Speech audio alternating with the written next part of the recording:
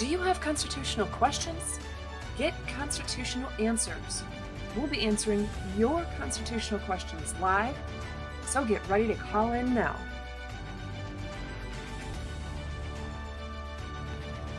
Are you a prosecutor, law enforcement officer, or local government employee?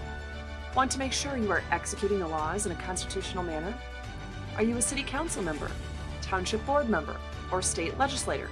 Want to ensure the laws you pass are constitutional? Perhaps you're a citizen who wants to know the proper limits on government and the protections for your God-given liberties.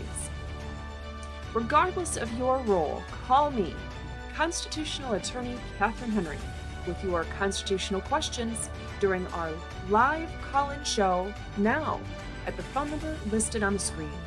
And remember, together we can restore freedom. I pledge allegiance to the flag of the United States of America and to the republic for which it stands, one nation, under God, indivisible, with liberty and justice for all.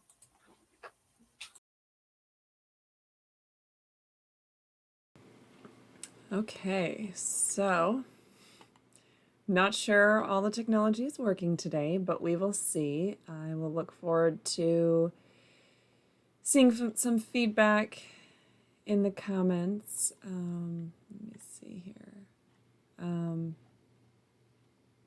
There we go. Okay, so while I'm waiting, I guess I will just go ahead and say hello and welcome. Thank you for joining us today. I'm Constitutional Attorney Catherine Henry, and it's a pleasure to have you joining us for Restore Freedom Weekly, where you can call in live and get your legal and constitutional questions asked. Although I, at times, am able to steer you in the right direction on a variety of non-government related types of legal issues. For example, I've had people ask me which direction to go for different custody things or something like that.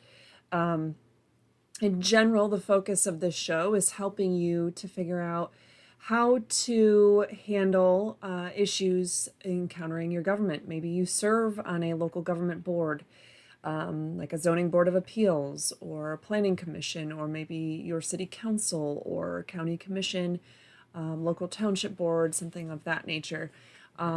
Maybe you're running for office, you're running for state rep, or you're running for sheriff or governor. I've had all kinds of people running for all those kinds of positions and more as guests on this show before, but feel free, if you're in that position, to just simply call in today with any questions that you have, and we'll go from there. So I'm going to go ahead and take a look at the YouTube comments now, just to make sure everybody can hear me. So Lori says she can hear me.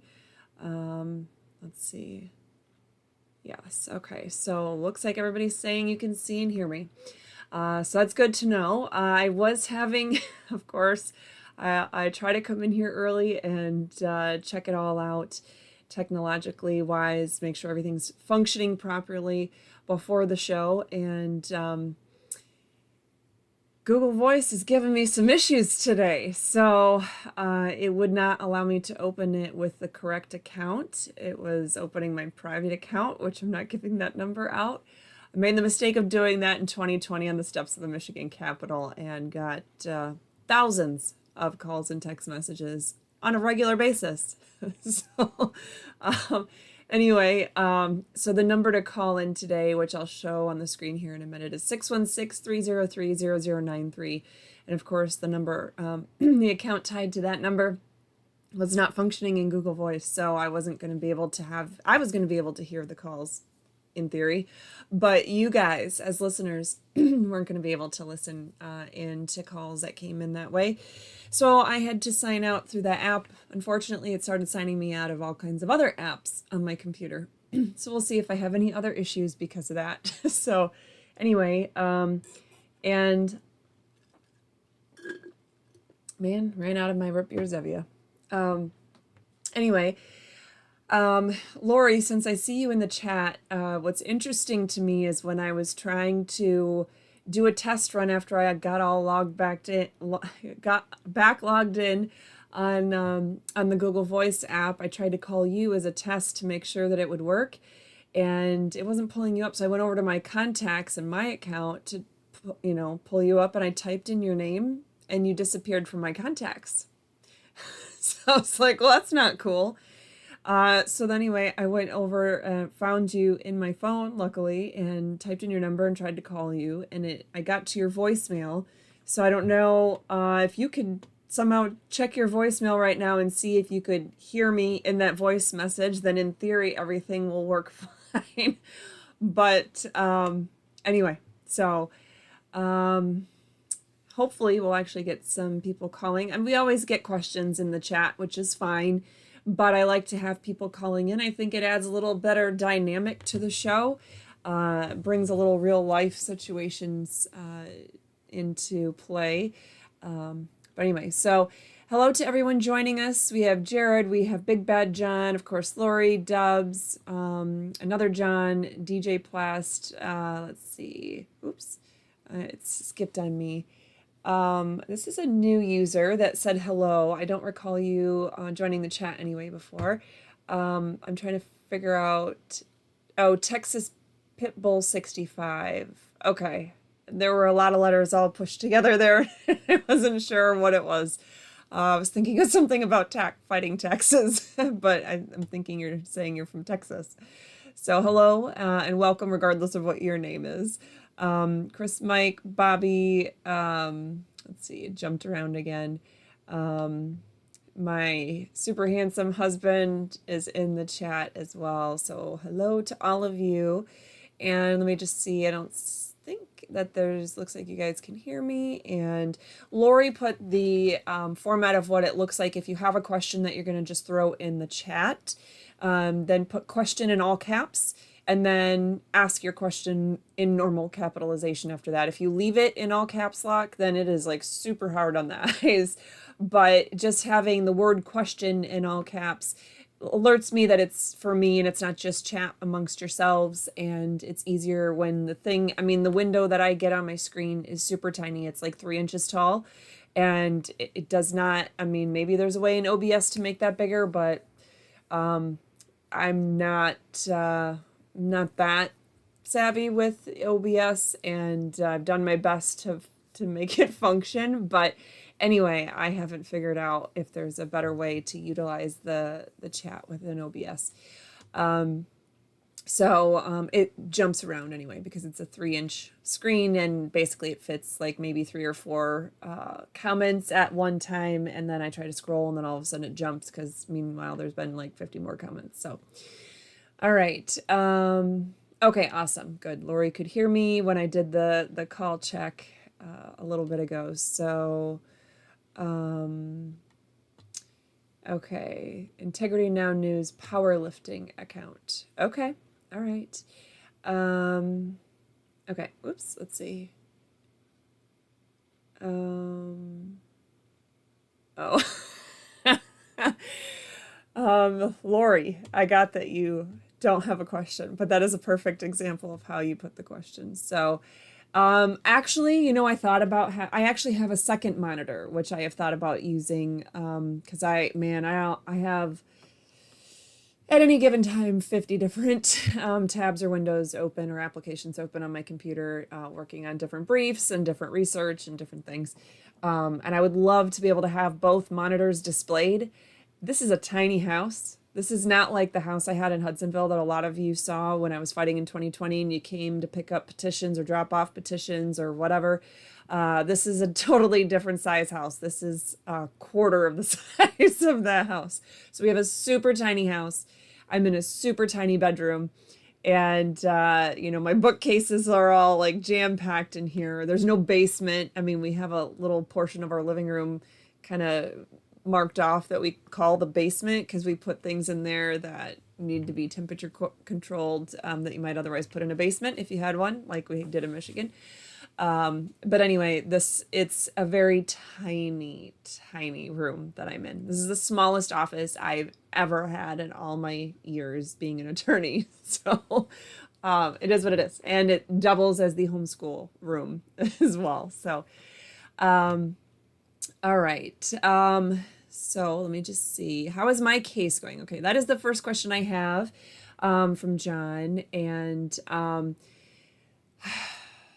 my mind wants to explode with how my case is going. So for those of you who might be new to the channel joining, very briefly, I will let you know that I have been battling the city of Ormond Beach for the last 3 years. It started, I think, with a phone call from the city to us right before, it was like September 1st or something, right before Labor Day weekend. So literally 3 full years as of this weekend, or this week, I should say. And anyway, it's been ugly. They are trying to come after our parking pavers, our shipping containers. We have 2 small shipping containers in the backyard, and our privacy fence.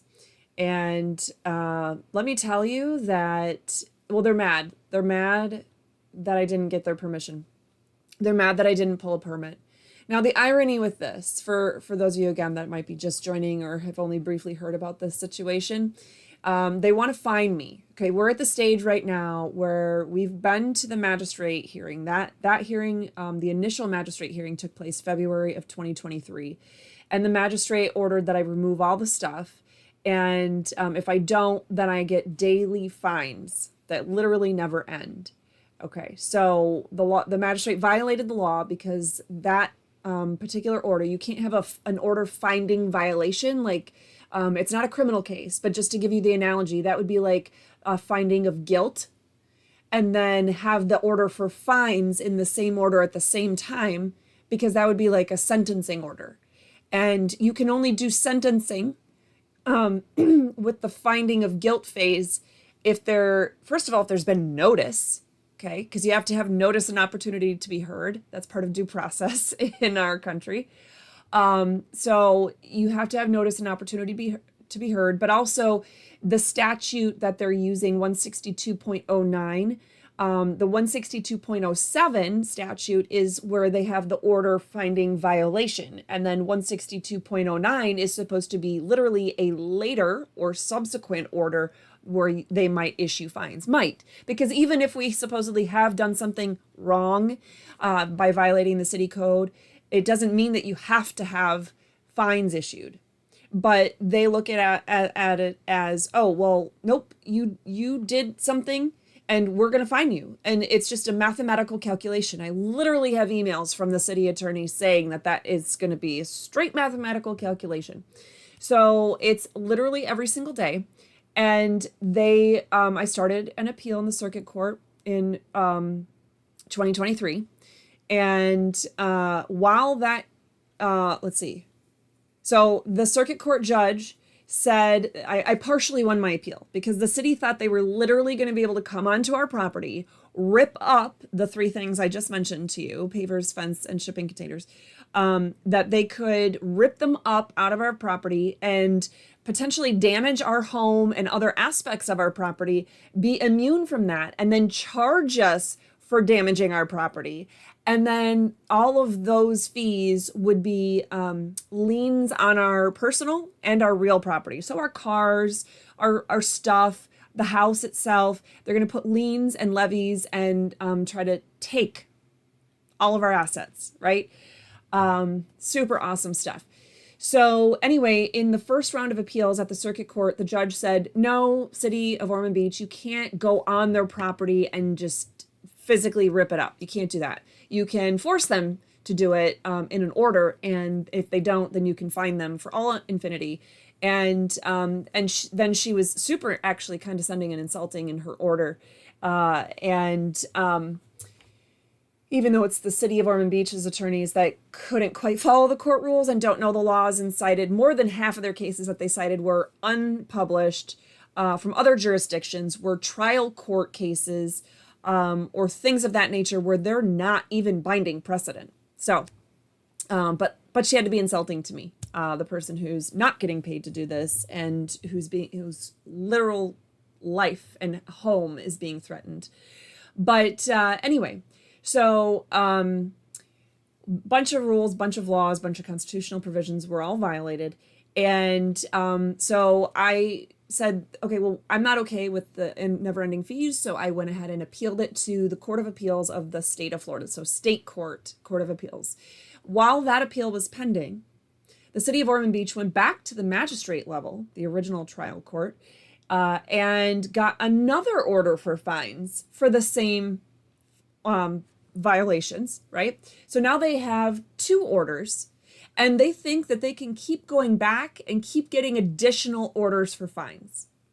Now, because I won at least part of my appeal, I'm entitled to the costs of the filing fees and of getting the transcripts prepared. So thousands of dollars in money. And you have to file your motion for those costs, which is supposed to be essentially rubber stamped, unless there's something like glaringly wrong with the motion. That court has to approve of it. And the court rules say you have to file that in the lower court. In other words, for me, in the magistrate tribunal. And I did, and they ignored it. And then I called them out on it in the hearing that they had last May when they were trying to get this additional order for fines against me. And I said, wait. My motion was first. You can't have additional motions for them. The court rules say you got to address my motion first. And the magistrate said, oh, well, no, you got to get a hearing with the city. And the city attorney sat there because there is no like court clerk, right? It's the city that is scheduling these things with the magistrate. And the city attorney said, oh, let me be clear. We will not be giving her a hearing on her motion for costs. She has to file that in the circuit court. So she's dumber than a box of rocks. The city attorney, the assistant city attorney, is dumber than a box of rocks, does not know the law, does not know the court rules, does not know any procedure, and so is violating my rights and denying me the ability to have a hearing. So then I filed a motion for costs in the circuit court, as well as I did a second round of appeals challenging the newest orders that came from the magistrate, all while the main appeal was still pending in the Court of Appeals. And then the Court of Appeals, they made me, in the course of a year, rewrite my stinking brief, or petition for writ of certiorari is what it's called, several times. And the first several times were not even it wasn't even about things that were in the court rules. For example, they ordered me to remove all the pictures and diagrams that I had in the actual text of my petition or brief. And the court rule does not say that you have to do that. In fact, in many jurisdictions, including Michigan, the state bar recommends strongly, the Michigan Bar Journal has had articles where they recommend strongly on including relevant diagrams and pictures right into the body of your brief or your petition, because a picture speaks 1,000 words, and if you use them appropriately, it can help, because judges are only human, right? And just having thousands of words on a page doesn't necessarily paint the best picture sometimes. So anyway, so they made me remove all that. They made me do a bunch of stuff. They were denying me to file my notice to the state attorney general, which is literally required under the court rules. Under the court rules, it looks like, to me, the way that I read it, the court could choose to dismiss my case if I didn't file that notice. And yet the court clerk's office was denying me filing that notice. So that was fun. Anyway, they finally acknowledged that, they accepted it and everything. The latest round was that they were saying my petition has too many words. They didn't say initially how many words, so I just reduced it the best I could, but my word count seemed to be fine. I used Google Docs, and Google Docs said I had the right number of words. And then the second time with word count, they actually gave me a specific word count, which I never could figure out how they got that high, but at least I knew how many words they were expecting me to take out. So I did that and submitted it. And then they waited another 4 months, and then they just dismissed my case. So they didn't say why. They didn't say if it was on the merits. They didn't say if it was some sort of procedural thing. They just dismissed it. And so I filed a motion for reconsideration, and which is called rehearing here. And I filed a second half of that motion, which was a motion for a written opinion. The written opinion, if they were going to deny my motion to reopen my case, the written opinion would have allowed me to bring the case in front of the Florida Supreme Court, because Florida is a very unique state, and the Florida Supreme Court literally does not have jurisdiction. They cannot take cases unless they fit a very small, carefully worded set of cases. And the vast majority of cases cannot go to the Florida Supreme Court. So the Florida Court of Appeals was my court of last resort. And so but the court waited a whole month, and then they answered my motion and they just denied it. No reason given again. They just said, nope, both motions are denied. So the only option I have, since the Florida Supreme Court literally does not have jurisdiction, they can't take the case if they wanted to. My only option is to file a petition for writ of certiorari with the United States Supreme Court, which I kind of half joked about this back, 3 years ago when this case started, that I'll take it all the way to the U.S. Supreme Court if I have to. I really didn't want to have to, because it's expensive. Now, it's not just the filing fees. For those of you who don't know, all federal courts have mandatory e-filing, okay? Which makes sense. I get it. I like it. It makes it more accessible to people. The U.S. Supreme Court is not like all the other federal courts. It's special. In fact, hold on, I'm going to grab a document here.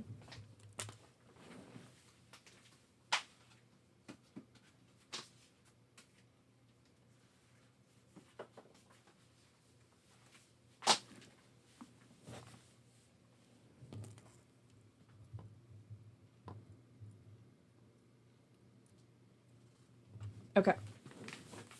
So now this sounds weird, but hopefully everything's okay.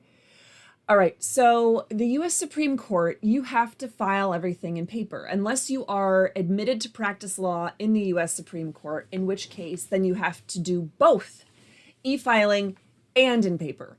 And the paper document is what controls. So, okay, paper sounds great, right? We're talking about, 8.5 by 11 sheets of paper that, whatever. Oh, no. No, if you are filing your documents, your briefs, your appendices, like the hundreds of pages of documents from the courts below, and everything else you have to do in funky sized paper, right? I'm going to put this back here so it's like a little bit bigger than my head, right? It is much smaller than a normal sheet of paper, but not quite half. It's like, it's goofy, right? This is a very unique sized document. The paper inside has to be 60-pound weight. It has to be super heavy, thick, expensive paper. The covers on the outside have to be a certain color. So this was a case that I worked on in 2017 and with the Great Lakes Justice Center. And I don't remember what green means. They all have to be different colors. But anyway, so this was a green one. And this was another case that I worked on. And so you can kind of see what it looks like here. It says, way at the top, United States Supreme Court, has the case number right there. Sorry, guys, I can't do this backwards. You have the parties, and then this was our brief. This is the title of what the document is. And then this is who submitted it. So you can see my name, Catherine Henry, right there as one of the attorneys that worked on this particular document. And so anyway, you have to put the whole document here, and then it's got to be, certain size and spacing and all that. You have to use certain binding. It can't be bound with, a lot of different materials. It has to be very specific on the kind of binding. So I literally cannot, or you most likely, you can't even print this and do this on your own. Printers, normal printers can't print this paper. I don't even know where to buy this paper, or the card stock essentially that you need for the outsides, because it's special weight card stock, and the way that it's bound and how you lay it out on the, in your word processing software and all that. Anyway, it's a mess. So I know this is a little bit more of a loaded answer to the question of just how my case is doing, but I want you guys to know it is a huge barrier to anyone who's not an attorney, or quite frankly, to anyone even who has an attorney, because the expense, instead of just typing the document and making sure it's like double spaced or the right size font and then uploading the PDF online, oh no, now you have to spend thousands of dollars paying a specialty printing company to print. And it's not just one of these that you have to file. With every single document that you file in the Court of Appeals, you have to actually either file it online, which is a whole nother thing. It's not through the normal federal court ECF, or you have to print off on normal 8.5 by 11 sheets of paper and mail that in so they can scan that and upload it in their system. And that's only one of those copies. You have to do 40 copies, 40 of these booklets. And I honestly can't wrap my mind around, how do you put an appendices in here that's literally showing a document that the original is 8.5 by 11? How do you put it in here? Are you supposed to shrink it? And it talks about having, that it has to be certain font and all that stuff. How is it that you can change an original and still, I don't know. It makes no sense to me, because you should never change the original document that you submitted. It should be exactly the same as you submitted it to the lower court and introducing it to the next highest court, your appellate court, right? So it's bizarre to me, and it's super expensive. And even if you file in forma pauperis and you ask them, you say, listen, I don't have the money to do this case. What you're asking is, can you waive the filing fee? To be honest, the $300 filing fee isn't what scares me about this case. It's having to spend $3,000 each time I have one of these booklets I have to put together. Each document, each motion, the petition, whatever, you name it. It's ridiculous. So even if the court says, okay, fine, we'll grant you in forma pauperis, then my initial document, my initial petition, and my motion for in forma pauperis, I could do that on 8.5 by 11 sheets of paper, and I have to send them 10 copies, and again, I have to print them and mail them in a certain order, attached in a certain way, and pay postage on all that and whatever. Okay, fine. But then if the court does agree to take my case, then even though I didn't have to do the booklet format the first go round, then my brief on the merits, where I'm literally arguing the full meat of the entire case, and my reply brief later on, after the city does their answer brief, I have to go back and do it in this booklet format and spend thousands of dollars. And I don't even have the connection to a local printer, local to DC. And how do I do all that? Like, it's so overwhelming, even for me as an attorney. I could only imagine if you, as the average viewer watching this program, who's not an attorney, but just simply trying to defend your own God-given liberties and against government overreach, how that possibly feels. It's like an insurmountable, impossible task. I know God is on my side, and if I have God, then the enemy cannot stand against me. But it is hard, okay? And each time I think it's super hard, it gets harder. So that's where I'm at. It's not even the scariest part about writing the substance, right? Which I have to dismantle my latest brief, which you would think by now they've made me rewrite it 5 times. It is perfect, and it is. But now the questions have changed. And this court, the U.S. Supreme Court, doesn't really answer state law questions or state constitutional questions. It has to be federal questions, and they have to be very limited. So, I mean, if I put 4 questions on, that's going to be a lot. Most might have 1 or 2 questions that are posed. So right now, I spent all last week putting together what the potential questions are based on the issues that I have raised. And I started with 66 potential questions, 66, because the city of Ormond Beach violated the law, the court rules, the Constitution in so many vital ways. And they continue to do it as the case goes on. That's how many issues I could potentially raise as main issues to the U.S. Supreme Court. But no case is ever going to make with 6 questions, let alone 66. So I've had to try to figure out how can I narrow this down? Because also, once I drop an issue, I can't raise another issue. I can't raise that issue again. And I can't raise new issues. The only issues I can raise are the ones that I have preserved and properly raised at the lower courts. So it's ironic that I can't get help from like the Institute of, ILJ, is that what it is? Anyway, all these, Pacific Justice Institute, I think was another one. Anyway, I'd reached out to some organizations, and it's crazy that I can't get help in this, because most people, especially if they've been pro se or in pro per, doing it on their own, most people screw it up in some way procedurally before it gets to the point of where one of these organizations would step in. And so they're very limited on how they can help. I didn't screw up procedurally. From the very first hearing, I filed a response ahead of time. Like, no one does that. I did. Before we even got to that point, when they first issued a citation to me months before, I wrote them a cease and desist letter and raised constitutional issues then. So at any rate, every step along the way, I've raised the constitutional and legal issues. Of course, as new issues have arisen, then I have raised those issues appropriately. And I've been ignored by the lower courts time and time again.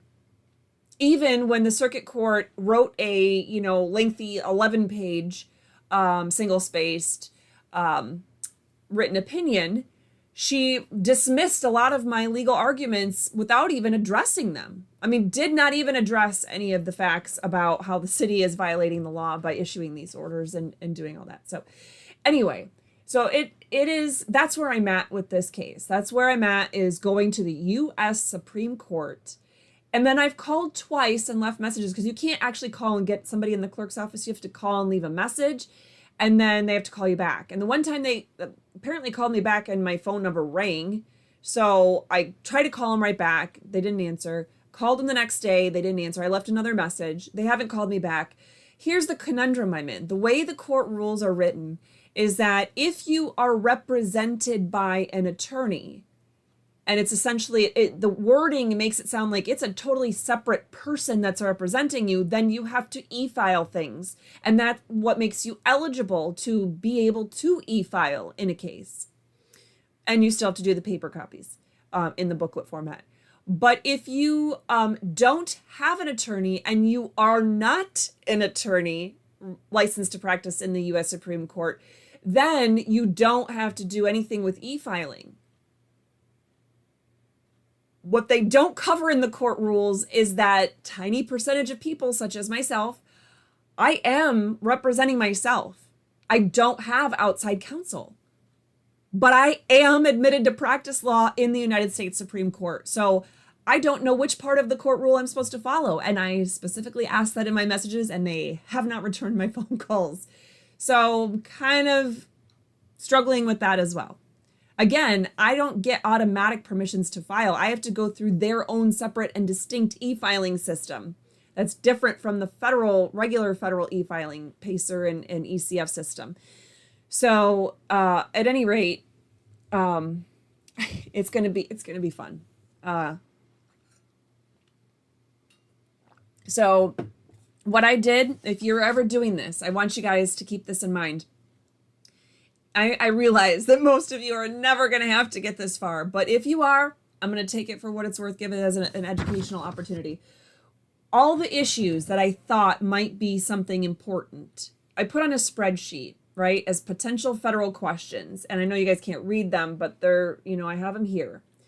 And what I did is I, way over here on this side, you might maybe see there's 2 letters. Okay.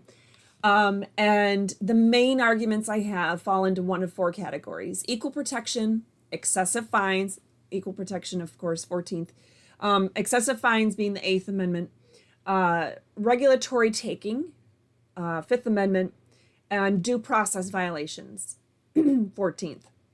So I labeled them with each one of those or more of those categories. And then I have the first three, right here, the first three categories right there. Did I raise that particular question or issue in the 5th District Court of Appeals?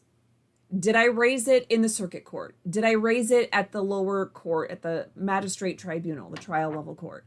I have to be able to say yes to those unless it's somehow like there's some sort of procedural misstep that they took that they stopped me from raising it, which one of the issues they definitely did on fines. But anyway, I have to be able to say yes, that I raised it at those lower courts. Then it's going to be a matter of A, B, and C here are different questions. You have to be able to show that a U.S. Court of Appeals has decided an important federal question, basically like a constitutional question, in a way that conflicts with the decision of the highest state court that's involved here. Or a high state court has made a decision on a federal issue like equal protection on a way that conflicts with prior case precedent from the U.S. Supreme Court. Or they've decided a case on an issue, a lower, like a state court, like in my case, the circuit court decided issues that maybe have not actually been decided by the U.S. Supreme Court yet, but should be, because they could impact all the people across our country at some point.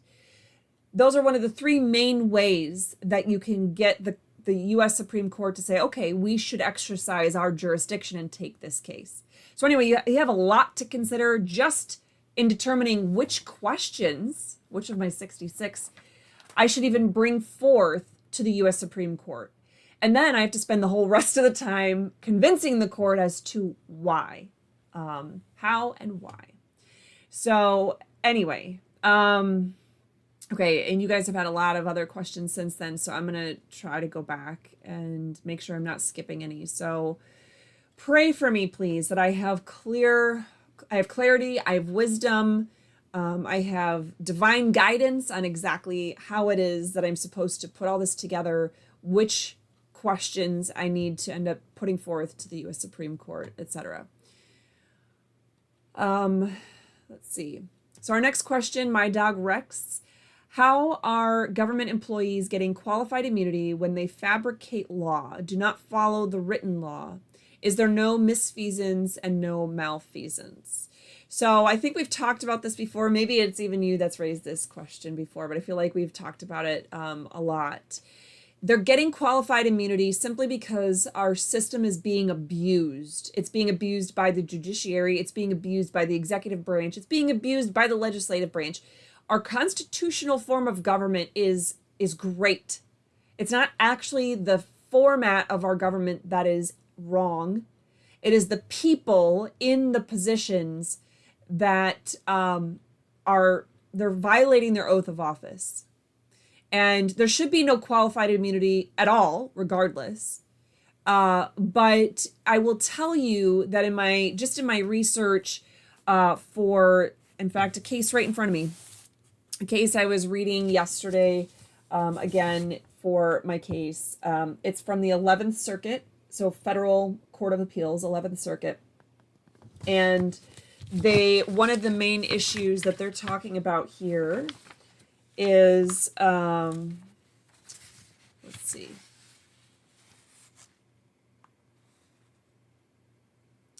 Okay, so in this particular case, the person bringing the complaint saying, hey, they're violating our rights is a company called Griffin Industries.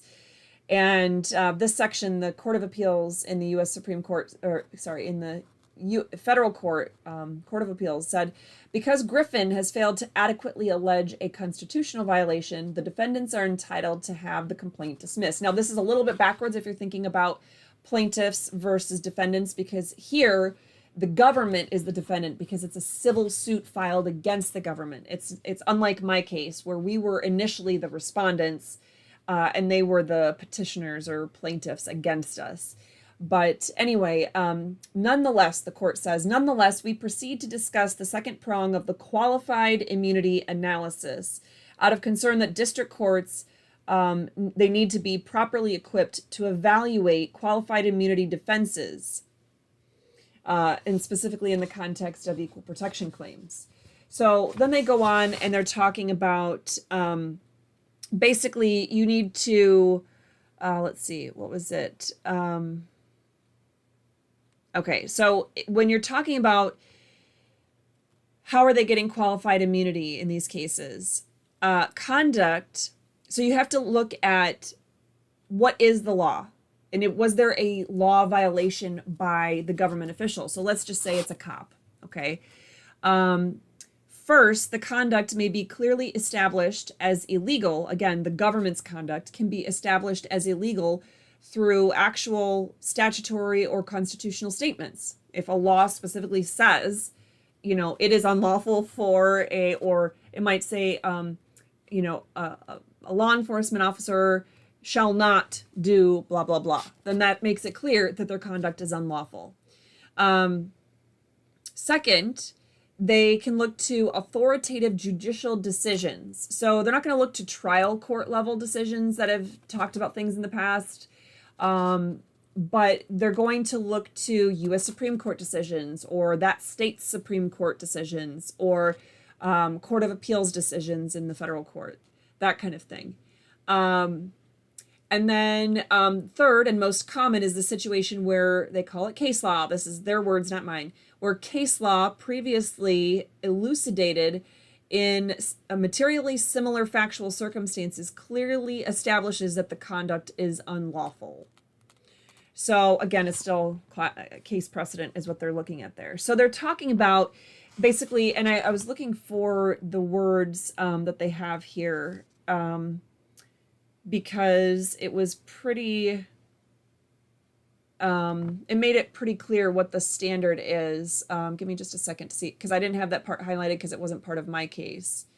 I'm not suing them, so there's no qualified immunity things that could come up there. But let's see.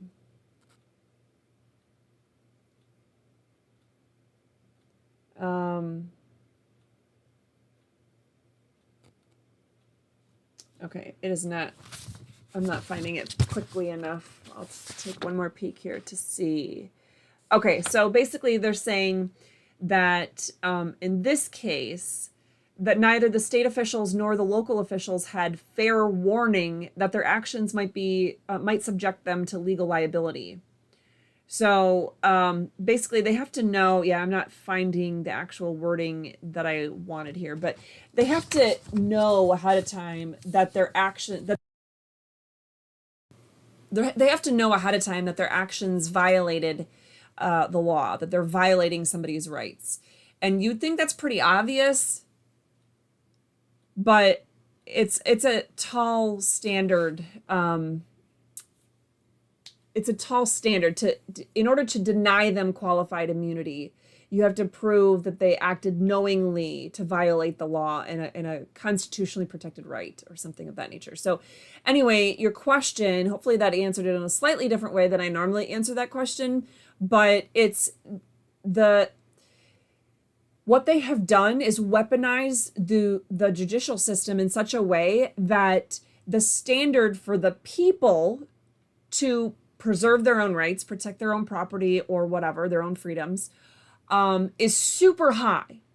Or if, a government official has violated your rights, to hold them accountable, that standard is super high. Because we have to give the government room. We have to presume that they're doing things the right way, and we have to give them room to be able to make normal level mistakes because they're humans. Now, we don't get the benefit of that doubt. When it comes to criminal violations or civil violations, we don't have that wiggle room. And the onus is always on us. The expense is always on us. But they're thinking, but government functions won't be able to be maintained if we don't, if we don't have a strong, a high enough hurdle for people to meet if they're trying to sue government officials for doing wrong. Anyway, so hopefully that answers your question. Dubs says, just use a flat screen TV and hang it on the wall as a monitor. Dude, do you see what's on the wall behind me? I have no wall space. Bookcase, bookcase, bookcase, bookcase, bookcase, bookcase. These are tall floor to ceiling bookcases. And then I have a printer here. And then above the printer is a built-in cabinet with more shelves because this is a tiny room. And I used to have an 1,850 square foot office. That's the size of my office. And now I'm in a room that's about 10 by 10. And I have a built-in little desk here that has mostly like homeschool stuff on it. And there's a window and a window and a door and a door. That's it. That's all I got. So there is literally no wall space. The only wall space I have is about this big, and I have the Constitution framed right there. That's it. So I suppose I could take the Constitution down and somehow mount a monitor right there and have to look 90 degrees in between my monitors, but I'm telling you, I'm doing the best I can with what I have. Anyway, so question. I just left our commissioner's court meeting. I don't know what that is. I don't know what, well, if you're in Texas, I guess, then I don't know much about Texas laws. So, but I just left our commissioner's court meeting where they rubber stamped the installation of flock cameras. The sheriff could not even articulate what they do. Do we have any recourse? The problem I have in answering this is multifold. Number one, I don't know what a commissioner's court meeting is, because court hearings and meetings are generally two different things. So if there's some sort of blended, usually a meeting, like a commissioner, like a county commissioner's meeting, is typically in the legislative branch, whereas a court hearing is the judicial branch. And so without even knowing what branch you're really speaking of there, I don't know what the process is and procedures might be. And then what typically you might be able to do is your next steps and where to go. I don't know anything about what flock cameras are or what they do either. So I don't know what the concerns are. And that's the hard part is that if I don't know, I mean, like other than it has the word camera in it, I have absolutely no idea. Are we talking about drones that fly together and that's why they're called flock cameras? Are we talking about traffic cameras? Are we like, I have literally no idea. So I don't know exactly what the concerns are. Is it just a privacy concern? Is it calibration like with traffic cameras? It's not so much as a privacy concern as it is a calibration, or that there should be a human with an actual, like say a radar gun, or pacing another car. If a cop car is going 55 and a 55 and then you have a car flying by them, they know the other car is speeding, right? Those kinds of things. So I don't know what the concern is. So because I don't know what the concern is, I also don't know how to direct you. So if there's a succinct way that you could perhaps fill me in on some of those gaps, I will do my best to be able to funnel you in the right direction about what you might be able to do. But it's a good question, because if you don't like something that the government is doing, I love that you're looking for legal methods of recourse, no matter where you are in our country, and our great country, our constitutional republic here in the United States of America. No matter where you are, no matter which state you are in, if you do not like what your government is doing, don't be afraid of them. Try to set aside that fear, because God did not give us a spirit of fear, but of power, of love, and a sound mind. I think that's in 1 Timothy 2:10. But that is how we are built. We are not meant to be creatures of fear, but of people and creatures of power, love, and sound mind. All together, those words are important, because we're not just supposed to lash out in anger. There's supposed to be a logical element to it. But we're not supposed to be super timid where we don't need to be. We're supposed to be assertive and powerful, but logical and with love. You're not supposed to just lash out with hatred. You're supposed to recognize that on the other side of the situation, there are human beings, but they have done wrong. And how can you address that wrong appropriately? So don't be afraid. Stand up and speak out. Very important. So I want to applaud every single one of you that takes the time to question your legislators, to question judges, to, write letters, to make some noise. Don't just be a keyboard warrior, although there is a benefit to being a keyboard warrior as well. Social media and the internet in general just has, things blow up, right? Things can go viral. You can get people engaged that way in ways we never could do on such a short time frame before. But anyway, welcome to Danny's Thoughts. I just noticed we had you joining us. And yes, please do hit that like button. In order to be human, you need to have a heart. I don't remember what I was saying that you were obviously responding to there. So I'll just say, sure, yes, that's accurate. Okay. I think they don't like that you're pro se. So Lori, I'm assuming you're responding to me. So help me out there. What was I talking to? Because that was a while ago that your comment came in. So I don't know if you're talking about in terms of when I was describing what happened, well, really at any of the levels I've been to so far, or if you were responding to what I was saying, how the process works in the U.S. Supreme Court and how they try to dissuade people and make it big hurdles for people to participate pro se. But I'd love to have the context for your comment there. See, you did not have to walk all over a huge office. Yeah. Nope. When I was going across my room, it was all of 3 steps, and those were just small steps.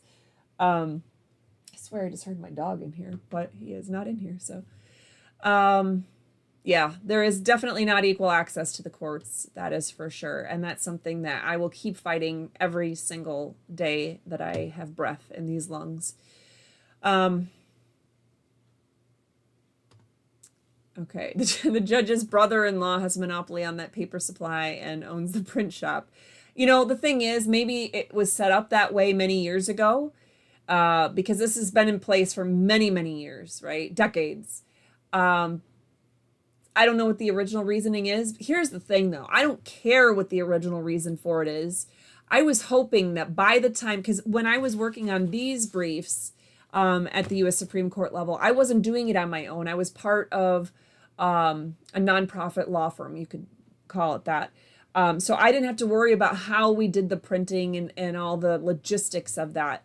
And I kept hoping and praying that by the time I needed to file something on my own in the U.S. Supreme Court, that they would finally get into the current times and make things more accessible to people. And it means accessible to litigants as well. E-filing system, it just makes more sense, especially now that they're requiring it. I think it's as of 2023, they now require e-filing from attorneys, or require you, if you're not an attorney, to file that one sheet of 8.5 by 11 of whatever document it is, so that the court clerk can scan it and upload it into their system. So the judges are looking at it on their devices, or they're printing it on normal size sheets of paper, or what have you. There is no point to having 40 freaking copies of these booklets. And I think it's 3 copies you have to have for each opposing party when you serve them one of these booklets. So it's basically like 50 copies of each booklet you have to have. And it's absurd. So what is the distribution list on those copies? The 40 copies, if you're asking about that, I don't know. I haven't seen it. Maybe it's buried somewhere as a public record, but I have not found it as a public record as to where those 40 copies go. The only thing I can think of is that you have the 9 justices, okay? You have the original copy. Well, actually, it's an original and then 10 copies. So that's not even, the court filing copy isn't a copy in that sense. So you have the 9 justices.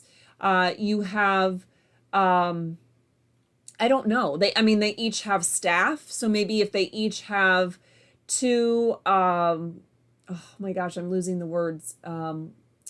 Not judicial assistants, but court clerks. So if each justice has 2 or 3 court clerks working on it, and they, each want to have their own copy to be able to work from, that's the only thing I can think of as to why they would need that many.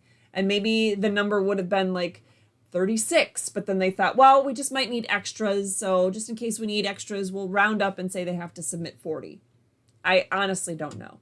And then DJ Plasty, you're asking if this is just in Florida. Nope, that is for the U.S. Supreme Court, talking about the copies and all that. And for those of you just tuning in, I was showing the booklets. This is what it looks like. They're super thick paper. It's very specific. It's odd shaped. It's not normal stuff folded in half kind of thing. All of that is U.S. Supreme Court, so it doesn't matter what state you originate in. It goes with that. Yeah, imagine if I were not an attorney, Lori says. Exactly. It would be extremely overwhelming. It took me, was it a week and a half, I think, to not only print all the court rules for the U.S. Supreme Court, because there's not that many court rules, but to print them, to read them, to highlight them, to ascertain which steps would be appropriate now. And then they're confusing and they reference each other. You know, one particular rule might reference 3 other court rules, which in turn reference 2 or 3 other court rules. And so you're reading them back and forth. Which part applies? Does this apply to me? If so, how does it apply to me? Or when in my case does it apply? So to read them in that way, and then to make notes, of course, because I have my trusty little yellow attorney legal pad here, and I have my little bullet points.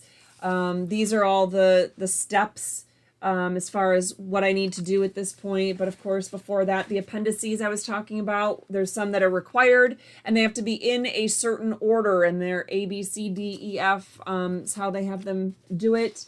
And then, this is my cheat sheet of just the basics for my petition to ask the court to take the case, is filing a petition for writ of certiorari at the U.S. Supreme Court. So I answered for myself, how do I do it? When? What do I have to file? And just that was a whole bunch of notes with a whole bunch of pencil where I had to erase and rewrite, a whole bunch of whiteout, as you can see in various parts here. I had to, make some changes and keep updating as I got farther and farther along in the court rules and looking at things. So that took me a week and a half of working on it every single day. Of course, I did get waylaid or whatever, distracted by some things that came up, and I was like, oh, and it made me think of something. And so then I went on a tangent researching some U.S. Supreme Court case precedent on a couple topics, but it was relevant to just the basics of what we're doing in this case. So anyway, it does get very overwhelming. Anyway, yes. Shoot, it just jumped and I skipped a whole bunch of your chat. I'm sorry, guys.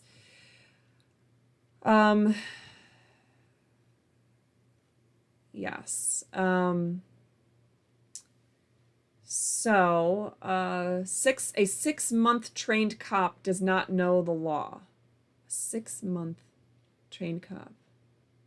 I'm not sure if there was another comment I missed there, because I'm not sure what 6 months comes into play, but let me just be very clear, because I actually have friends that, or at least acquaintances, that have been both police officers and then became lawyers, or vice versa, lawyers that became cops.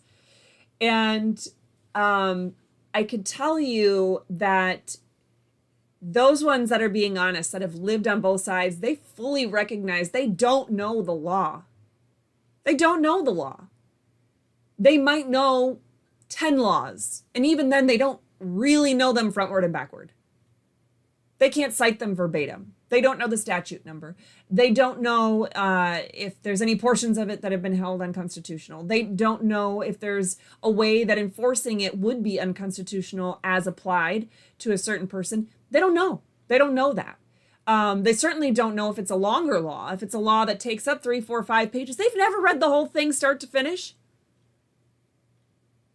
And if you are a cop, or if you know of a cop that has read the laws that they are enforcing in full, please have them call it and please connect them with me, because I would love to pick their brain. I would love to talk to them. I would love to highlight if there's actually a cop out there that knows the law that they're supposed to be enforcing. I would love to be able to talk to that person. But anyway, so I don't know if that question was something you were following up with something else. Okay, so okay. So somebody says, I believe flock cameras are remote license plate readers. They report to a database. So, yeah, just collecting information on where people are driving would be a violation. I would definitely think that would be a Fourth Amendment violation. But I don't know if there's other contexts. So as far as what, again, I'm still missing. Oh, and it sounds like you're saying it would be like a city council meeting.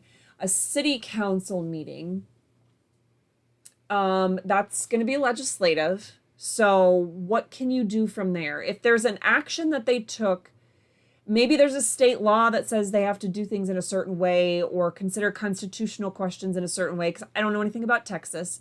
But you want to look at what some of the procedures are in the statutes that cover how city commissions or city councils are supposed to function, and see if you have a cause of action that's talked about in those statutes.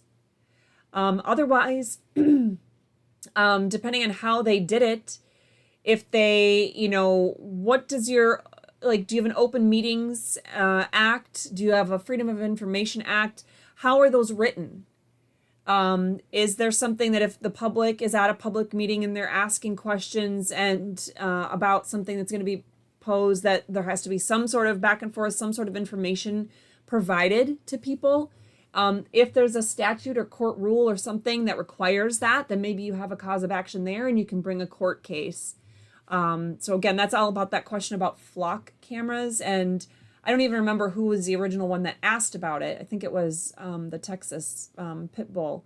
But anyway, so I don't know if DJ Plast is just filling in gaps or actually has is guessing in providing me those answers or is accurate. So anyway, hopefully that helps at least to get us started.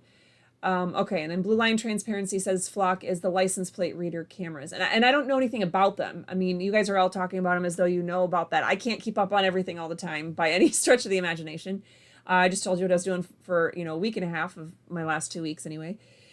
So I just don't know enough about them, about, if they're going into a database, where does the database go? Of course, it's not okay in general, but how big of a fight is it? Where do you have to bring it to? Is it a national database? Is it, what purposes? Who can access the database? Those are all questions that I just don't have the answers to. And because I don't know what the specific concerns are, I just don't know how to specifically steer you. So basically, anytime you have an issue with what the government is doing, what you need to do is figure out exactly what is the action that they took that's wrong. Then you have to say, okay, why is it wrong? What rights were violated? First of all, you might just have, well, the government doesn't have the authority under the Constitution or under the state's statutes to do XYZ, okay? And that might be fine and dandy. But you also have to figure out, were there actual specific rights of the people that were violated, or a particular person or a group of persons? And if that's the case, you need to know what rights were violated. How were those rights violated? So you kind of get a little bit more specific and more specific and more specific. And once you know what the rights being violated are, what the specific concerns are, then you can kind of figure out, okay, well, this kind of thing, what was the government action that kind of helps direct you into, do you bring a court case? Are you responding to a potential court case being brought against you? Do you bring a civil case? Do you just speak out at your legislative meetings? If it's a city council thing that's going on, speak out at those city council meetings. Tell them exactly what the problems are. Tell them what the potential concerns are, and then tell them how, with those concerns, taking that action or approving of that particular, the set of cameras or whatever, the laws you believe that are being violated, the constitutional provisions that are being violated, and then follow it up in writing. So speak at public meetings, have as many people there as you can supporting you in that endeavor. And then also, send them a follow-up, give them a bullet point email afterwards saying, this is just so you can, look it up yourselves or talk to, the city attorney or whomever you might need to do, have that conversation with. But these are the laws, these are the constitutional provisions that you're violating. So, don't just say you're breaking the law. If you literally just stand up at a meeting or in court or wherever and you just say, you can't do that, you're violating my rights, you can't do that, you're breaking the law, that's going to mean nothing to no one at any point. It's useless. You might as well say nothing at all. You have to be specific. The more specific you get, the more you know what you're talking about. Have that confidence, look it up, have the knowledge. Certainly don't speak up if you don't know what you're talking about. Make sure you're doing your homework. Read. And if looking at all the statutes is too overwhelming, at least start with the Constitution, with your state constitution, with the U.S. Constitution, and read through it all. We should all be doing that on a regular basis to remind us of what's in there. But don't be afraid to stand up. Jay Curvitt. Okay, so you joined us a little bit ago here. And I want to know if you saw the post I made on my YouTube channel. It used to be called Community, but now I think it's just called Posts. If you go to that part of my YouTube channel, it wasn't tied to a particular video. I made a post and I tagged you on there.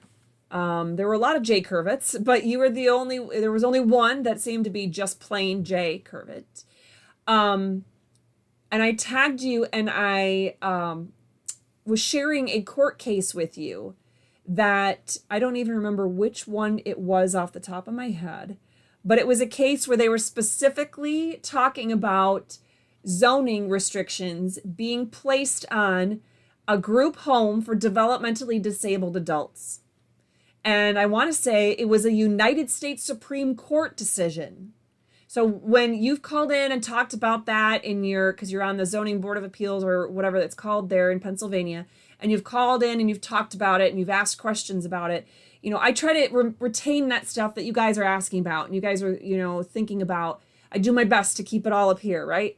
And anytime that I come across a resource that I think would be helpful, I'm going to try to get it out to you however I can. And I thought, you know what? I don't know how else. I thought you and I had emailed, couldn't find you in my email, couldn't find you any other way. So if you haven't looked, go look now and see if you can see the post that I made. And I put the full citation. So it has the court case name and it has the full citation. So you can put that into Google Scholar and pull up that case and read that whole case. But especially, I want to say it was part 4. Read the whole case regardless. And it's going to seem overwhelming because it's a big old court case. Read the whole thing. Read it a couple times if you have to. And then you'll start to see the parts where it's talking about it's very similar. And so the U.S. Supreme Court has already put forth some things. And I want to say the case might have even been from the 80s. But it's been around a while. And that case precedent should help you in your situation. So please check that out. All right, so let me see.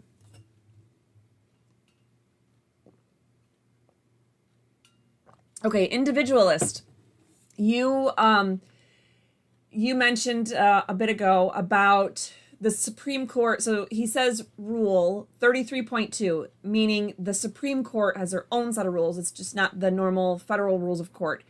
It is the Supreme Court Rule 33.2 that discusses 8.5 by 11, sheets of paper submissions. The problem is you can't just look at that rule. You have to look to the other rules. And that start of that rule, I don't have it memorized, and I don't have my binder. It's in my kitchen. I have all that stuff laid out in my island. But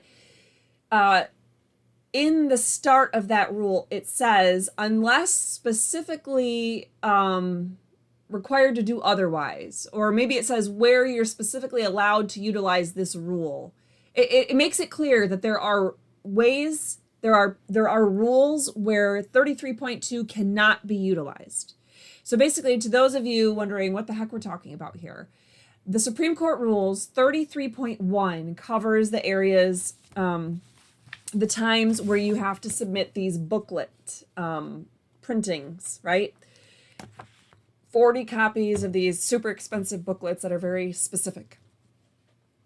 33.2 talks about times where you're allowed to submit normal 8.5 by 11 sheets of paper.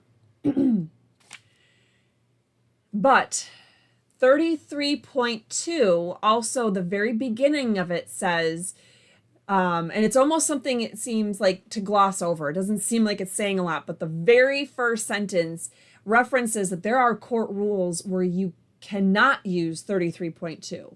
So if you look at what the two of those are, I don't remember what the court rules are off the top of my head. Actually, take that back. I probably have it in my notes here. But it's the, excuse me, it is the brief on the merits and the joint appendix, which is essentially like the record. It's where you have to submit all the things that are, I'm like, there's a list of things you have to submit. And then there's things that you might want to submit that show, it's evidence that helps your case. And then the other side, within 10 days of the court saying, yeah, we'll take your case, you have to submit, in my case, I would have to submit something, a letter or whatever, to the city of Ormond Beach, the other side, and say, okay, this is the stuff I plan to include. And then they would have the right to write me back and say, oh, but you have to also include this, this, and this. So they get a right to add to it. And they've done that in the last two, at Circuit Court and at Court of Appeals, on stuff that should never have been submitted. Like they wanted the freaking minutes of the meetings, of the magistrate meetings. What's the point of minutes? It's like to preserve, and it's kind of serving as like, what would you think? I can't think of the word now. Not testimony, but transcript. Right? It's essentially like a transcript, but it's not a direct transcript. It's like shorthand of a transcript. But when you actually have a freaking transcript, word for word, by a court reporter, why would you use the minutes that some clerk that works for the city jotted down her notes? No. No. That's not how it works. So that's one of the things that they wanted submitted, that they wanted me to include in the record on appeal. At the lower court. And I was like, you guys are dumb. We have a transcript. The court rule calls for a transcript. The court rule doesn't allow for minutes anyway. So anyway, they have the right to tell me that I, have to add stuff to this joint appendix, which is why it's called a joint appendix. And then it has to go into one of these stupid little booklets. How do I fit the original transcripts, for example, in there? Because they're formatted in a certain way. There's page numbers already. How can I change the formatting? It's going to mess everything up. It blows my mind. And it's expensive. So anyway, the brief the brief on the merits. Oh, did I not write what the rule is? I didn't write the court rule for the brief on the merits. But the joint appendix is Rule 26.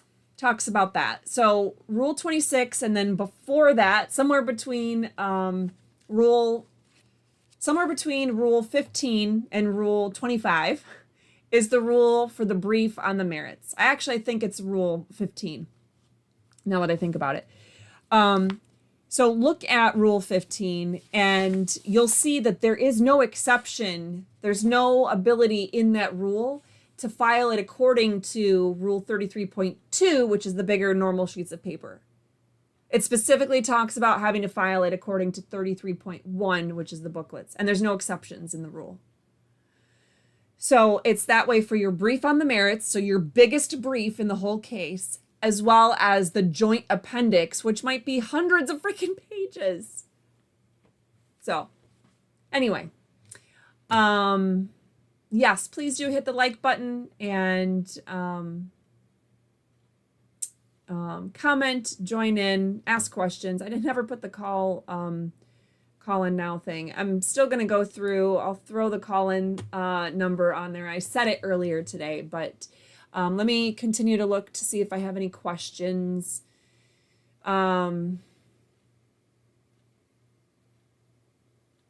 Okay, so the AI bot says 33.2 applies to pro se.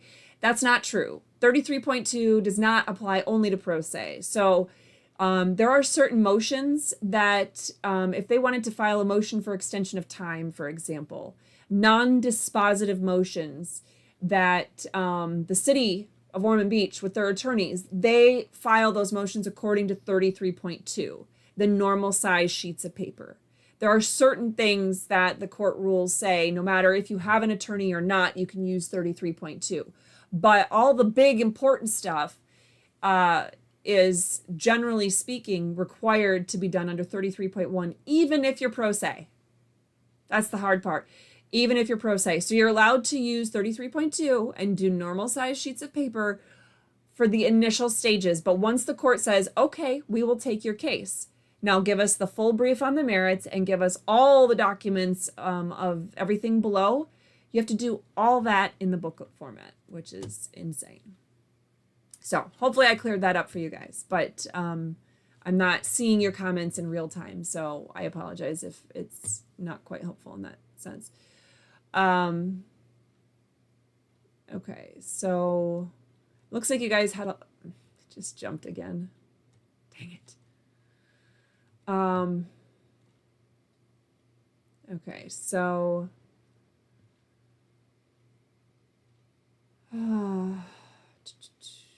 okay, why do you think that SCOTUS Rule 33.2 about submissions on the normal sheets of paper does not apply to pro se filers?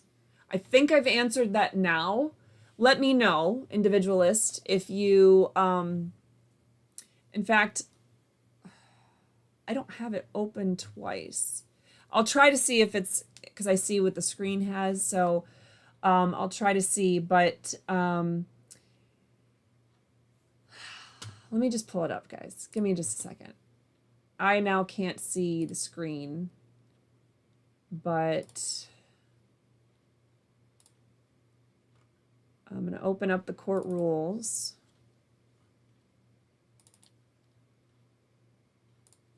Wait, I didn't even save the court rules. Okay, so I guess I won't open it there. I'll open it here. U.S. Supreme Court.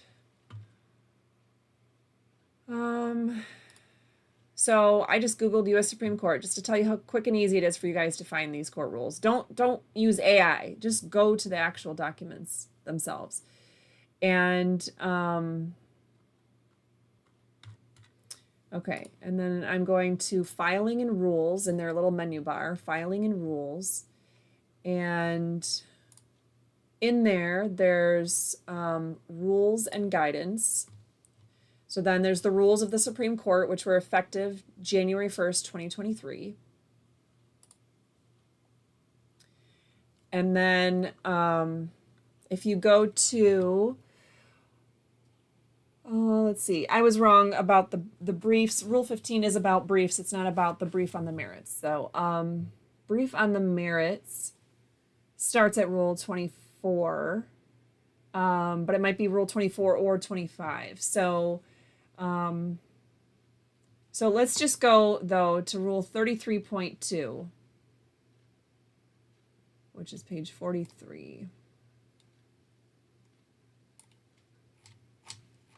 Okay, so because I want you guys to be able to work through stuff like this. Now, I realize this might be boring for some of you. You might never be thinking about filing something at the U.S. Supreme Court, or you're not worried about it. But again, this is also just follow along with us to show yourself that you can follow along and that you can pick up on some of these things, because this is the same way that you would look for rules for your own state Supreme Court, like your own rules of court. If you have something in state court, if you have a family law case, a divorce going on, I'm going to go and just change that. If you have a divorce going on, if you have a neighbor dispute, if you have an employer dispute, you know, you're in court with your old boss. You never know when you might have to know how to find a rule of court. So this is important that you be able to, you know, you empower yourself on how to do this. So anyway, so 33.1 is talking about booklet format. And then if you scroll down to page 46, at the bottom, you can see the little 2, right? So that's 33.2. And it says, the text of every document, including any appendix thereto, expressly permitted by the rules to be presented to the court on 8.5 by 11-inch paper shall appear double spaced, etc., etc. So it's telling you right there that you have to go to the court rule that talks about whatever it is, if it's a court rule on the brief on the merits, or if it's a court rule on the petition for writ of certiorari, you have to go to that court rule to see if they allow you to file it in the normal sheets of paper, okay? So I want to contrast for you. So the brief, let's see, the reply brief, for example, that's Rule 15. Probably going in the wrong direction. Nope, I'm going in the right direction. Okay, so the reply brief. So the initial reply brief. So I'm going to file a petition for writ of certiorari. The city of Ormond Beach will have the option, unless the court orders them to respond, then they're not required to, but they have the option of filing a brief in opposition or a brief on a brief fighting against me getting the case accepted.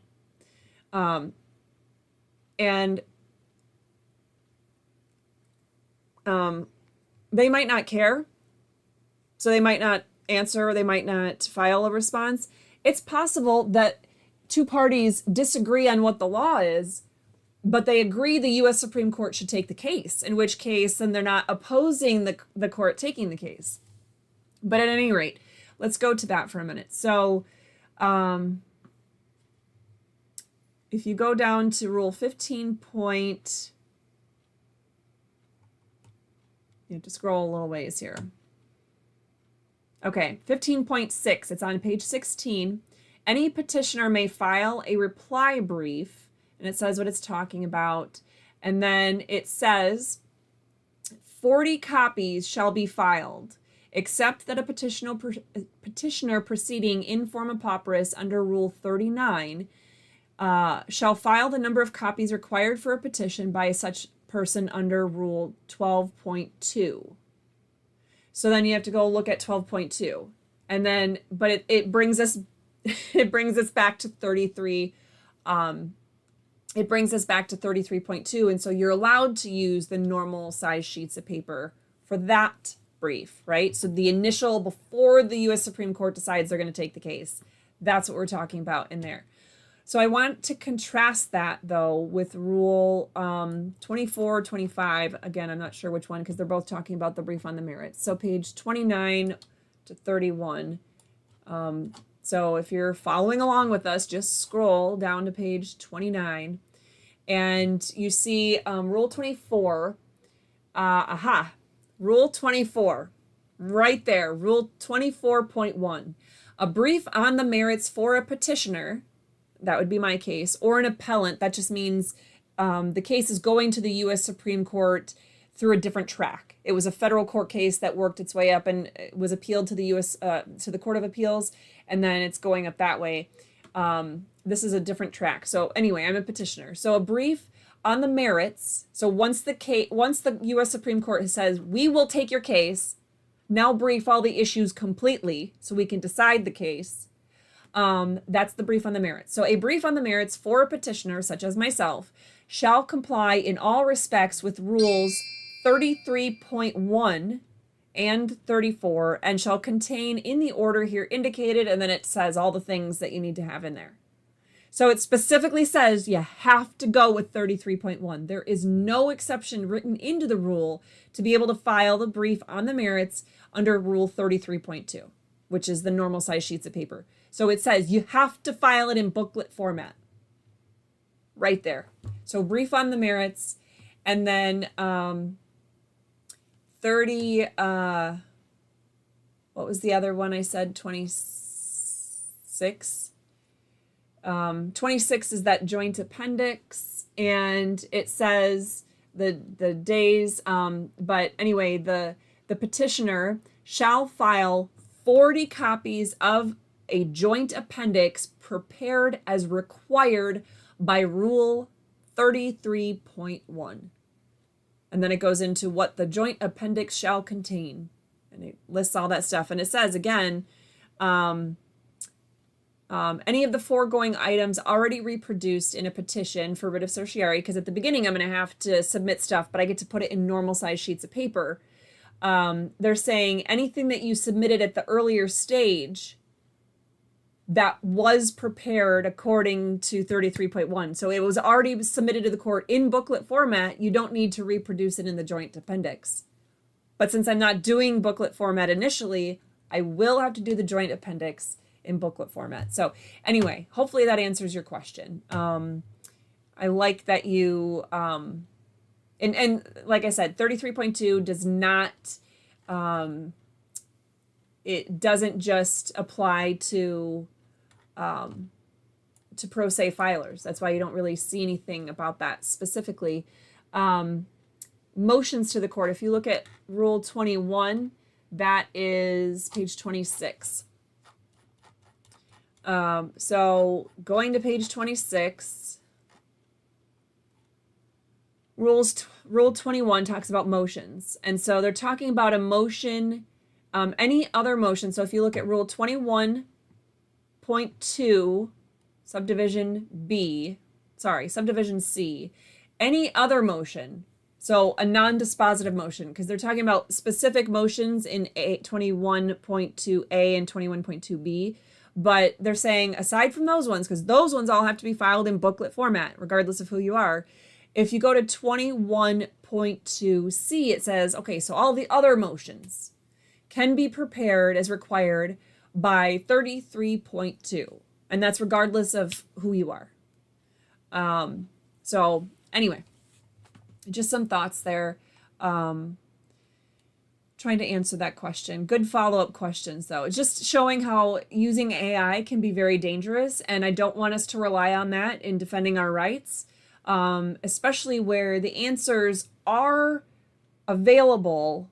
These court rules, yes, it's 86 pages of a PDF, but there's not that many words on a page. And anyway, I trust that you all can look through those. Lawyers don't become cops. They are overqualified. They do, and they should. And you should need a law degree in order to enforce the law. But that's just my own question. Let's see. Question. Okay. So it looks like you guys are having a lot of discussion back and forth, which is totally cool. But again, if it doesn't say question for me, it's not grabbing my attention. So blue line transparency. How would an American citizen go about seeking asylum outside of the U.S. for retaliatory felony charges? Title of a YouTube video having the word snitch.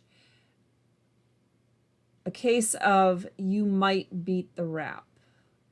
How would you go about seeking asylum outside of the U.S.? That's not a question for a U.S. attorney. That would be a question of, depending on where you want to go. Let's say you want to go to France. I mean, I wouldn't want to go to France, but let's say you want to go to France. You'd have to look up the rules and the laws of France and how did they accept people seeking asylum and for what. So each country has their own rules when it comes to receiving people. Okay, so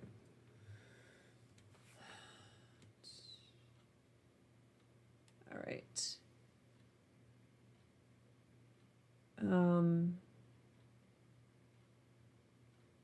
Oh, thank you, Lori, for posting the link to that post. And the rest of you too, if you've been following along with Jay Curvitt, our caller from Pennsylvania, who's on the Zoning Board of Appeals, and how, the rest of the board voted against her. And then I think it was the city commission voted against her, and the city attorney is like badgering her, and they're badgering these, the owners of the, trying to put in the owners of the property that are trying to make it a group home for developmentally disabled people. If you have an invested stake in this, if you're interested at all, check out that post that Lori shared, because that'll bring you directly to that court case that is very analogous in a lot of ways. The legal issues were a little bit different, but there's enough there that could definitely be used for that case. Okay, so well, it's nice to see you joining us, Black Quiver, even if the alarm didn't go off and you joined us late. Better late than never. And yes, if you haven't already, as Lori said, don't forget to hit the like button, hit the subscribe button if you haven't, and make sure to hit that bell so you get the notifications when we do post videos or go live.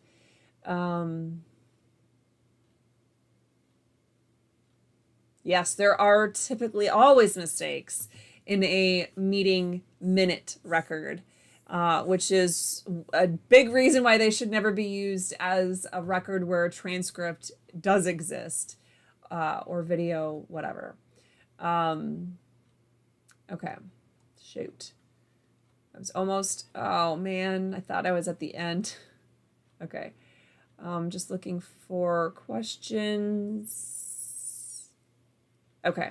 Sorry to belabor the point then, individualist. I see that you said I answered it already and you only asked it once, so my bad. I couldn't tell what order the questions are coming in versus, if you still had a question after I had already explained it. So hopefully somebody else might have had the question as well and they better understand it now. But, okay. So I'm just seeing here. Jay Curvitt, you're lucky I saw this because it says question, but the question isn't in all caps, but I actually did catch it. What do you think about the National Guard in DC? The National Guard in DC is a totally different thing. Any kind of military presence in DC is totally different than anywhere else. So when Trump is talking about sending military or troops or, National Guard troops over to, Baltimore or Chicago or wherever, it would have to be a totally different set of laws and procedures. And I don't know what all the laws and procedures are. I'm not an expert on, military law, so to speak, on the proper use that's okay. Now,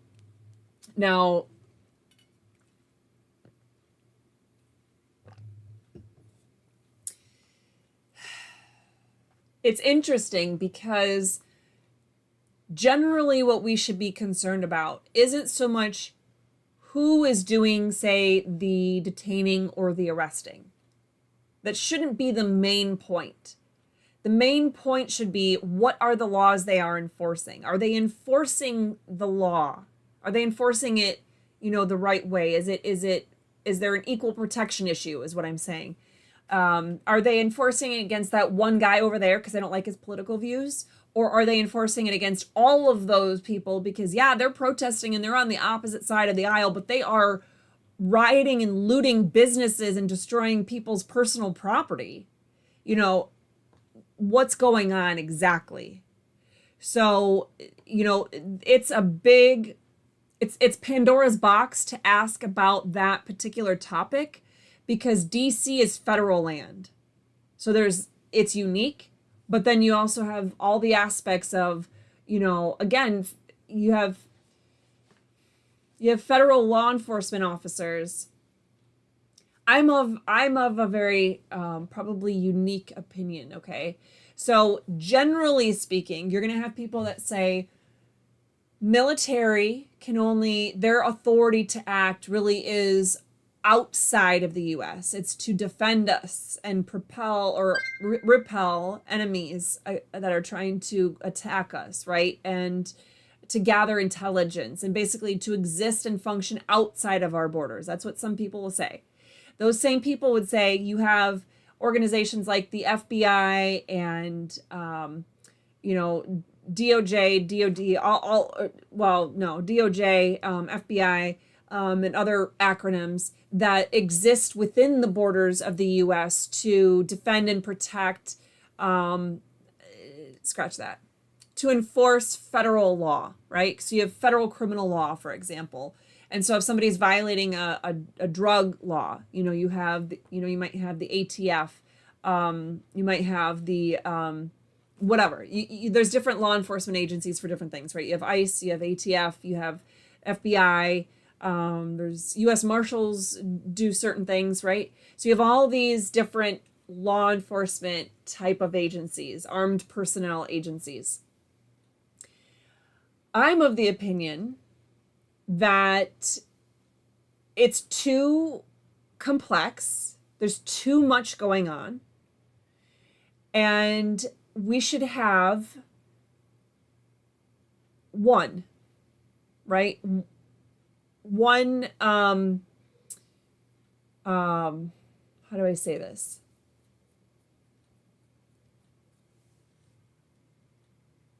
If we have military that's protecting our country from invaders, then it depends on really how can we define what that is? That's not always outside our borders, right? I would say there absolutely should have been a military response to 9/11. That was from within our borders, an outside force that came and tried to destroy us from within. You have, when you have bombings, or you have, Al-Qaeda cells doing whatever, right? Just targeted attacks. But times have changed. So now you have people pumping in, they're human trafficking or drug trafficking or weapons trafficking. And it's harming our country. There's an element of defense needed for that. So it gets a little messy. To me, it seems like the most simplistic approach is that you have military that's handling the federal aspects of our country and that they're appropriately trained. Now, not just anybody in the military, you each have certain functions, right? There's MPs, for example. You have people that are, the typical person in the military that you think of is, putting on their uniform and they're going overseas and they're shooting the bad guys, or they're taking surveillance of the bad guys or whatever. Okay. But there are different functions within each branch of the military. I think it's more dangerous to us to have FBI even in existence, to have, DOJ being separate, being an entity, basically, to have the CIA, to have, marshals, to have ICE, to have ATF. I think it's more dangerous to the rights of the American people to have so many agencies out there. Because the more layers of people that have the ability to arrest you one way or another, the more laws, the more regulatory things, the more regulations that are on the books, the more likely that our rights are going to be trampled and infringed. If we keep it simple, like the acronym KISS, right? Keep it simple, stupid. Keep it simple. Have a governing, an enforcement body, right? That handles things of a federal nature. And then if it's not necessary to defend the people of our country in some way, or the country itself, if it's not necessary, if there's no harm, then there should be no arrest. There should be no crime. It should not be considered a crime if there's no harm.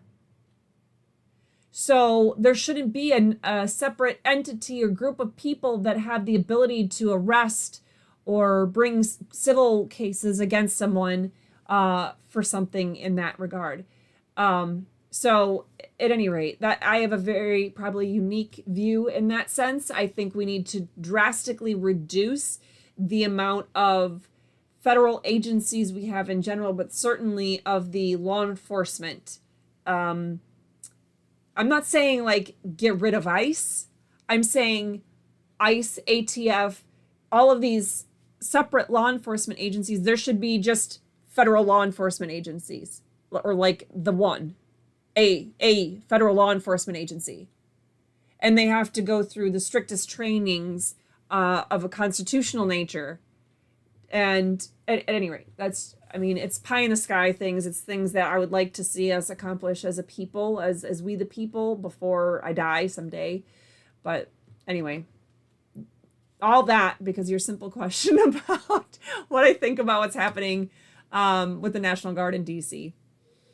What are the remedies? Are there if you miss the 6 month deadline to file in Superior Court? I don't know what jurisdiction you're from. You're definitely not from Florida. You're not from Michigan.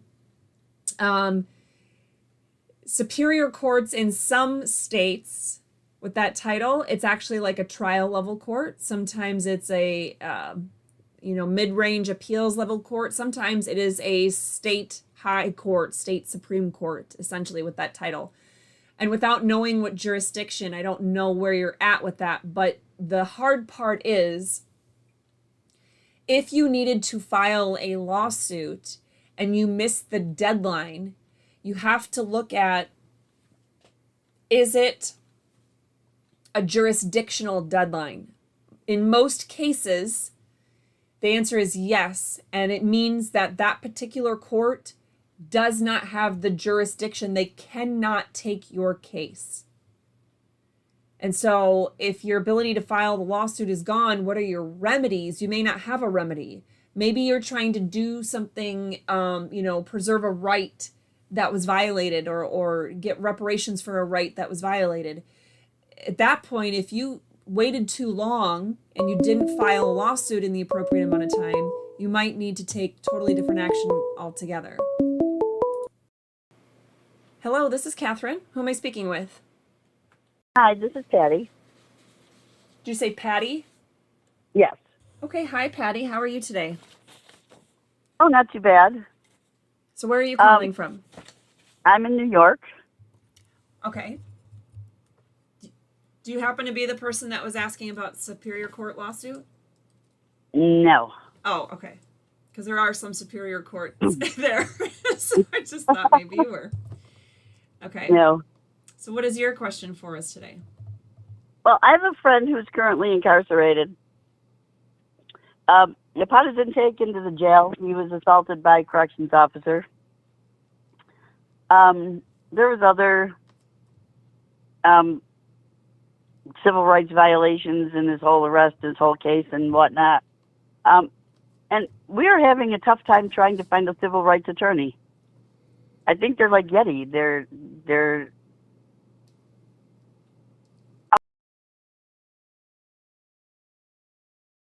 everybody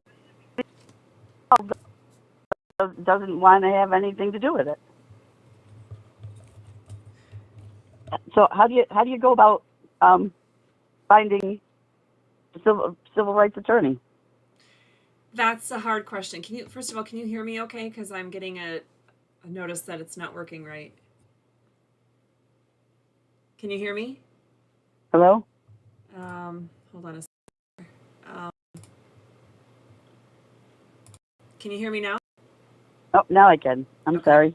No, it's not you. It's technology on my end is not cooperating. So anyway, I had to connect to the same microphone from a different way, I guess. But so as far as finding a civil rights attorney, I wish I had a Staples Easy button for you on that. I don't have a way for anybody to find any kind of particular attorney. I know generally speaking, state bars have like the state bar of different, state bar of Minnesota, state bar of Michigan, state bar of Florida. They have their own ways that attorneys can, sometimes it's free for attorneys to just list what areas of law they handle. So if you're looking for a specific thing, a civil rights attorney or a family law attorney or something, sometimes it's paid and they have to pay to be listed in a certain area. And so, of course, that's going to limit even more. But the only place that I can think of that should be available, and I don't know if this is true in every single state. I don't know about New York, for example, but I would start with the state bar and see if they have a listing by different types of attorneys. And then I would definitely look at, I don't even know what websites there might be for people to do reviews on attorneys, specifically for attorneys. I think AVO might be one. AVVO. I don't know of any other ones. Um, but I mean, even if you find an attorney, go to, try to find that attorney or their law firm on, say, Google Maps or Apple Maps or whatever, and look at, are there reviews on there? Because you want something that is readily accessible to people, that people know about, and it's not just like industry specific, where if you don't like something, if you've had an experience, if you think about where would you go if you had hired a law firm and you thought it was a bad experience and you wanted to let other people know, where would you go? I mean, if it were me, any business, I'm gonna first go to Google Maps, and then I might look for their business listed on Facebook. um, and those are the two main places that I would think are kind of universally seen across different industries. So again, that's not where I would necessarily start the search, but that's where, when you have a list of attorneys, I would cross reference with that to see, what have people said, and does it look like they were actually clients. So for example, if you go and look at reviews of my business on, say, Google Business or Google Maps, in 2020, I had a bunch of people that went on there and gave me bad reviews based on, they were Democrats, they were liberals that were, disgusted that I was fighting for the Constitution. And, so some of them just gave, the stars review rating, but other ones actually gave a written review. And then they spelled out, this person, she's trying to kill people, telling them they could take off their masks. Okay. So look for reviews that are actual clients. Because if it's a law firm that has fought for civil rights, they've fought for constitutionally protected rights before, and they're really good at it, and they've maybe garnered some attention from the media, and maybe the political machine is trying to stop them, then they might actually have a lot of bad reviews in terms of just the number. They might have like a 3.0 review rating. But go and look at those written reviews and see how many people are actually talking about cases where they were a client. So anyway, that's really the best idea I have for you. And it might not hurt to try, one of the AI listed. So this seems silly. I realize I'm comparing this to lunch. But yesterday we were in Jacksonville picking up my daughter, and we were meeting my husband's ex-wife, and she said she wanted American food, and I was like, I don't really know what American, like, what does that all entail? Is it just pizza and burgers or what? So anyway, she wanted American food, and I didn't know Jacksonville very well, but she also wanted to stay close to the airport because she was gonna have to get back on a flight later on in the afternoon. And so I literally went into Chat GPT and I said, what are really good, where can I get some good food at an American style restaurant that's, within 10-minute drive of the Jacksonville airport, and whatever else I asked. And I just put it all in my question. And then it popped out, some initial results for me to start reviewing. And then it asked if I wanted to refine my question in certain ways.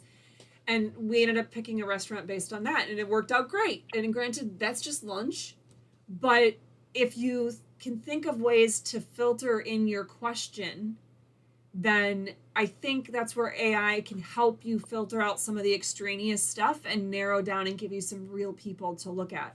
Now, as far as, attorneys that are good civil rights attorneys that are willing to take your specific case, I mean, I have no idea how to do that other than you call around. You have the list of ones that you look like on paper, it looks like you would be comfortable with those attorneys, and then you make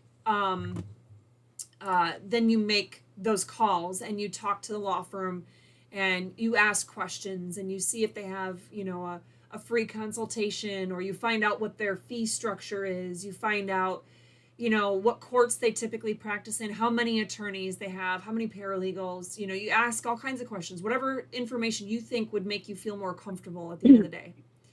So, anyway, I realize I didn't give you the Staples Easy button, but at least it's several buttons on a keyboard to help you steer you in the right direction. But, with that, do you have any other, I guess, follow-up question or anything else that I might be able to help you with? Well, I mean, I've learned a lot since he was arrested.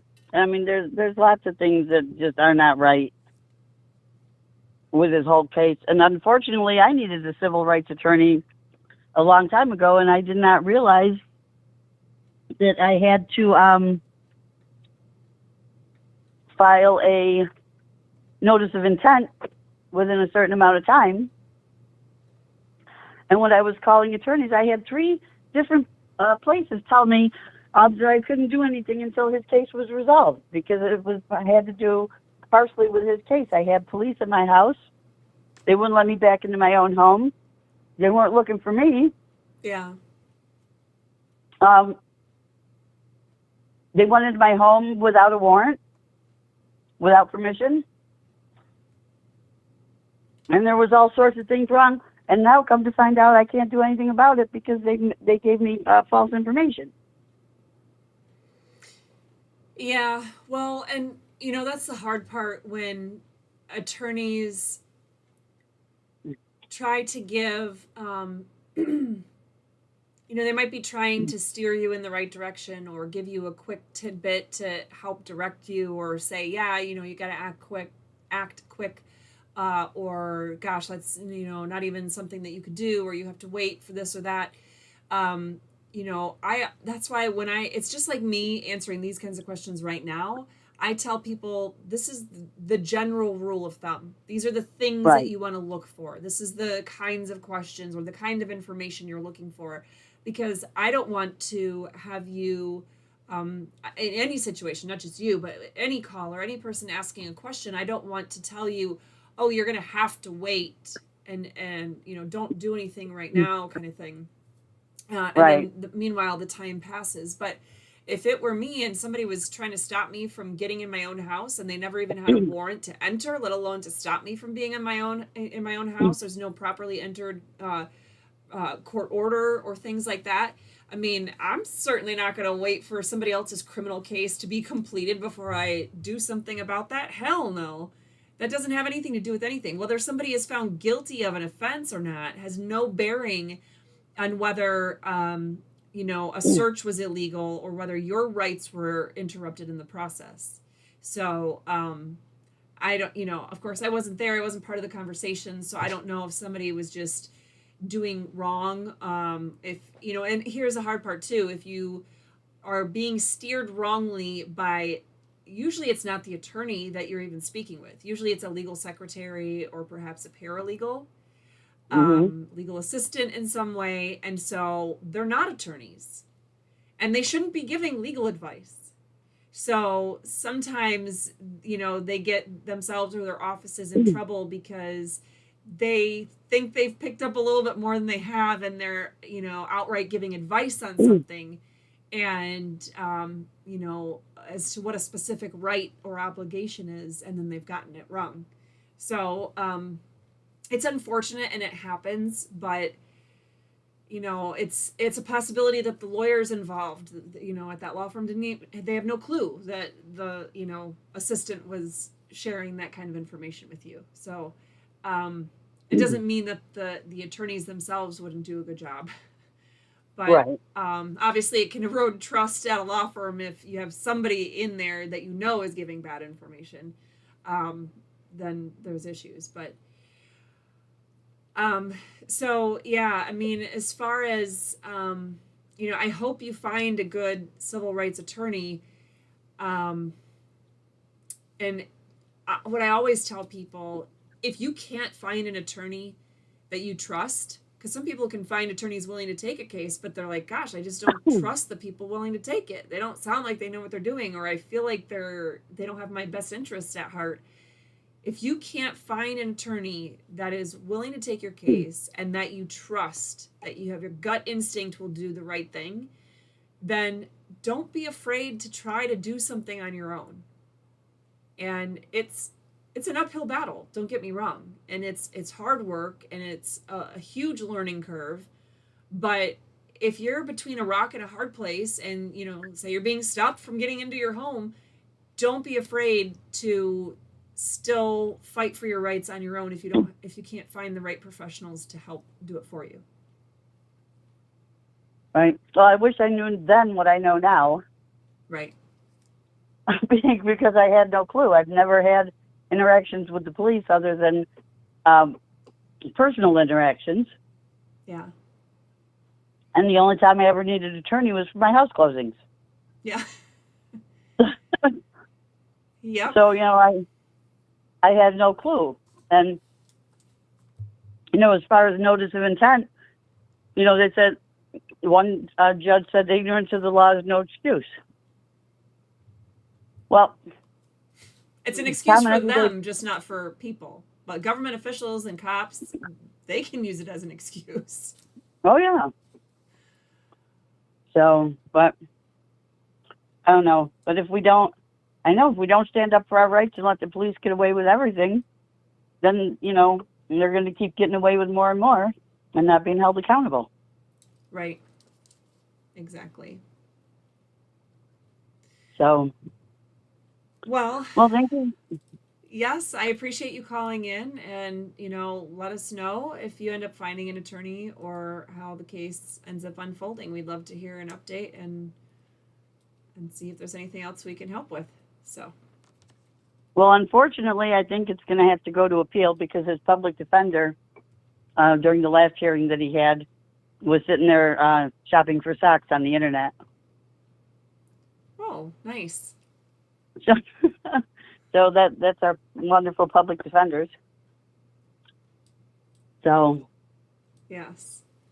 Well, not all public defenders are bad. I was a public defender in 2 different states, in Michigan and Minnesota, and I took my job very seriously. But I do know that, a lot of times when you have public defenders that kind of came in right out of law school and that's all that they know, or maybe they started in private practice and they just couldn't make it, so then they thought, well, I'll just be a public defender instead, and they're just just skimming by, they're just cruising by on life and not working hard and not really doing everything they can. That's where they can get a bad rap that way. But Can I ask you your opinion on one other thing? Sure. If somebody worked for the district attorney's office in a specific county in New York, and then all of a sudden they work for the public defender's office in that same county, wouldn't that kind of be a conflict of interest? What's interesting is if somebody went from being a prosecutor to a public defender in the same county, I don't think that's a conflict of interest, because in my opinion, there's nothing that a prosecutor's office should be able to know that, as far as like having information, specific information or whatever on a case or a type of cases or something. There's no knowledge that should be special to them that the general public shouldn't be able to have access to, let alone people defending their rights in that county. But I have known situations where people left one and went to the other. They were a public defender and went to the prosecutor's office, or vice versa. And here's the thing, if there's a specific person that, maybe they were a public defender and they represented Susie Q, and she's a habitual offender. She's picked up frequently, and then meanwhile, that attorney, Johnny, went over to the prosecutor's office, and then Susie Q gets picked up for another offense, then there might be some, special knowledge that Johnny, as a defender, picked up about Susie Q, and so he shouldn't be prosecutor in that case. But generally speaking, he probably doesn't have knowledge about that specific case that's going to harm Susie Q. You know what I mean? So just moving from one side to the other doesn't necessarily mean anything. It's really, was there specific knowledge that they picked up on one side of being on one side of the fence that can harm that side if the attorney now moves to the other side of the fence. So I hope that answers your question. But in general, just moving as a, from prosecution over to defense or vice versa, it's not harming anybody. Right. I just thought that it might be a conflict because you never know if they're talking people into taking plea deals just to make things easier for their former colleagues or. Oh, but yeah, there wouldn't be, that would be so generic of a hypothetical, right? So far out there, it wouldn't be any more of a concern as just somebody who is always in the prosecutor's office, somebody who is always in the defender's office, and they're golf buddies. And they're, trying to make things easier on each other or whatever. You know what I mean? Like if there's backroom deals happening or there's inappropriate pressure being applied to clients or whatever, that's a concern regardless of if somebody had been working on the other side or not. And actually, right. I'm just going to tell you in my own personal experience from what I've seen, when I saw an attorney that went from one side over to the other, prosecution over to defense, for example, it made them a better defense attorney in general because they knew in general how cases were prosecuted just a little bit more. Just inherently, they picked up just some of that general knowledge and skill set so that they were able to be a better attorney. Right. So, yeah. But, well, yeah. Thank you so much for your time. I appreciate it. Yes, and thank you for calling, and have a great day. You too, thanks. All right, guys. So, trying to see, it's jumped on me a lot. All I'm trying to do is catch your questions, and it keeps jumping on me. And every time I see the word question, then it jumps. But anyway, I see Blue Line Transparency asked, during your work as a public defender, did you feel pressured by anybody to not fight so hard or make decisions outside of the best interest of the rights of your clients?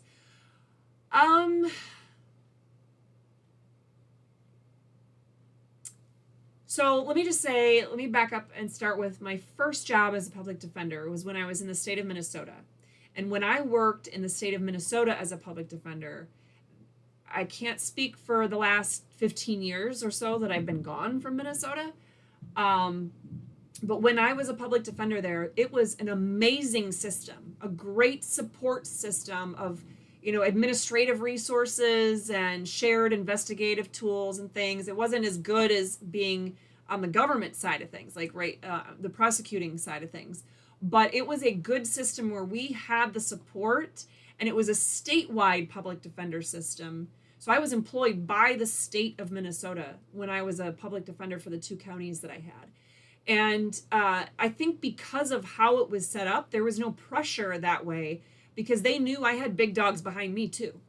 I had people, in fact, my boss's boss in the public defender system was the daughter of one of the judges I was regularly in front of. So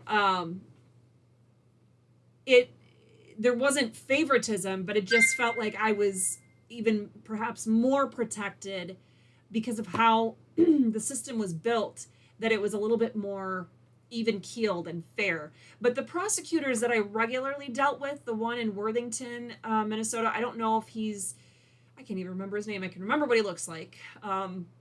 But actually kind of, you could describe him almost like you describe my husband, tall, dark, and handsome. But I think his name was Nick. Anyway, super nice guy. I was on the other side. I was the public defender, and he was the one prosecuting my clients. But he wrote me a letter of recommendation when I moved to Michigan because we just had a good working relationship, and he did not expect me to sell out my clients. And we didn't always agree on the outcome of a case, but he was always willing to at least listen to what the legal arguments were. Or when I was representing juveniles in juvenile delinquency cases, there's a lot of non-legal considerations to be made. Hey, this kid has this specific need going on, or he's got this disability, and if you put him in that facility, he's not going to do well. He's not going to thrive. You're not going to be able to rehabilitate him. You're not going to be able to steer him in the right way. This is the kind of treatment or whatever that this kid needs. He was very receptive to that. So again, I can't speak to the last 15 years or more that Minnesota might have changed and gone bad, but it was a great system to be a public defender in when I was there. Now, I mean, the pay was crap. I mean, $22,000 a year. but beside that, when I was a public defender in Michigan, it was not a statewide system. It's currently not a statewide system. It is a county-wide system.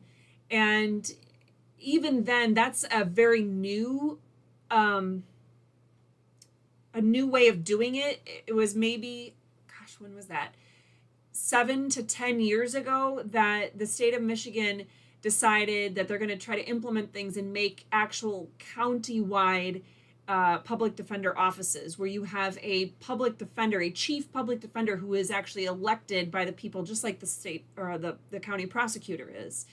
And so I think that was a better way. When I was a public defender, it was before that system was put in place, at least in the counties where I was practicing. And I wasn't ever directly pressured to sell out my clients. But when I would do things, for example, when I was, as a public defender or as a guardian ad litem, so I was, advocating for the best interests of minor children in abuse and neglect cases, or as a public defender for adults being charged with misdemeanor offenses, for example, I would do what needed to be done. So if I needed to go and research, if I needed to go to the scene and take pictures and, figure out what was what, if I needed to go to my clients being charged with, theft, I'm going to go to the store and I'm going to see if they can give me the videotapes, right? I want to see if you think my client stole, I want to see their security camera footage from that day. I want to see what the cameras picked up on. And so I would go, I don't even think that's above and beyond. I think that's just doing my damn job. When I was a guardian ad litem, I was trained as a guardian ad litem and I served as a guardian ad litem in Minnesota first. And again, it was, at least back then, a much better system than it is now, or than it is now in Michigan. Okay, so there was a statewide system. There was training. In Michigan, there was no training needed. I was not required to be trained in any way, shape, or form to serve as a lawyer guardian ad litem in Michigan. But I had already been trained. And through my Minnesota Supreme Court trainings, I was trained that, for example, you don't ever take the CPS workers' word for it or foster care workers' word for it. No, you go and you interview the foster parents and the birth parents, and you interview the school teachers, and you interview the school counselor, or the therapist, or the police, or neighbors, or whoever, the child, the doctors or the pharmacies, or whoever you might need to. There are a lot of cases where, if there was an issue being alleged that the parent was perhaps medically neglecting their child or educationally neglecting their child, I was going to the school and I was speaking with the principals. I was speaking with the teachers if I could. I was speaking, if there was medical neglect, do you think the medications aren't being prescribed, or they're not picked up, or they're not being administered, or whatever? I was speaking to the doctors. I was speaking to the, Meyer Pharmacy, and then whatever other pharmacy would be involved. I was speaking to them and going, okay, well, who picked up the prescription?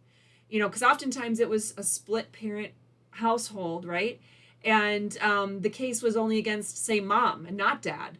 Okay, well, who picked up? Who do you have contact with? Who always brings the child to the appointments? Who's making sure their needs are met? If you have a concern as a provider, is your concern that mom's not meeting their medical needs, or dad's not, or both? I was actually asking the questions of the direct individuals, and I was putting that on my timesheets. And then it was the judges that would be there to approve of our bills. And the judges stopped having me do cases because I was putting in the extra work. 1 second here. Hey, caller, I'm going to have you hang on just 1 second, okay? Okay, Catherine. So, trying to think of just finishing my train of thought there.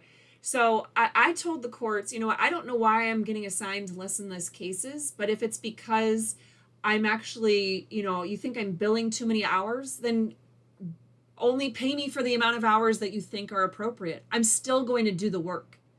So I ended up, they never, you know, told me I was off the list. They just stopped giving me cases. They gave me less and less and less, to the point of they just stopped giving me cases altogether. So that, to me, is the way to pressure attorneys who are in the public realm, like public defender or guardian ad litem, into doing the wrong thing and selling out their clients and doing it the faster, easier way. It does happen. It's just not necessarily in the methods that you might be thinking of that is happening. And okay, so I'm going to go back over here. Okay, so where are you calling from today? Kentucky. My name's Eric. Eric, okay, hi. Nice to meet you on the phone today. What is your question? Oh, not much of a question. I think I threw you a little twist last week in one of the comment section stuff. If you ever ran across the idea of that your birth certificate or name and all that is really not yours. I know that's a hell of a twist to throw to your mind. I'm going to be honest with you. I 100% disagree with you. And I think it's a rabbit hole that, a better phrase, I think it's a red herring. I think it's one of those things that is put out there to distract us from the issues that matter. Because, say, for example, if I'm going to spend all my time focusing on that the name of my birth certificate is not actually mine and I don't own it and all that other stuff, wherever I've heard it all before. I'm just going to say I've heard it all before. But let's say I'm going to spend my time focusing on that. There's here and now problems of government overstepping our rights and not being held accountable that I'm not spending my time and energy on doing that instead. I'm not sure if I'm saying that very clearly, but No, honey, I understand and stuff like that. I've been at it for a long time myself and stuff. But the thing is, we have all of the proof of it and stuff is the only thing. Like I said, it'd be something probably more privately spoken with you on the stuff, but I can show you all the facts on that, even in the legal records. I've looked into this already. I guarantee you, and I'm not trying to be rude, and I really don't ever try No, to honey, dismiss I'm not. people, but I have I zero understand. interest in looking any more into it than I already have. When I don't agree, you're not, and this isn't the only specific topic. There's, just different things. I can't think of a lot of sovereign citizen type of arguments and things like that. Mm-hmm. The land patents, all that stuff. Land patent thing and all that stuff, and even people trying to claim and do the authentication of their birth certificates in another country. That is all BS. But as in the birth certificate stuff, because who originated it? The government did. You didn't. I'm just Did saying. Did you ever go register the baby? I'm just saying that I think it's a red herring, that there's not actually anything legal to it. And no matter what the argument is that somebody wants to make about some of these things and some of these topics, there's going to be documents that you can find out there that support it. There's also going to be documents that show that it doesn't. Even your Social Security card proves it. What does it say on the back of it? It's their property. The card, you didn't make it. You didn't print yes. it. You didn't do nothing like that with it. It's all theirs. They can take it away from you at any point in time, just like they can with your driver's license and stuff.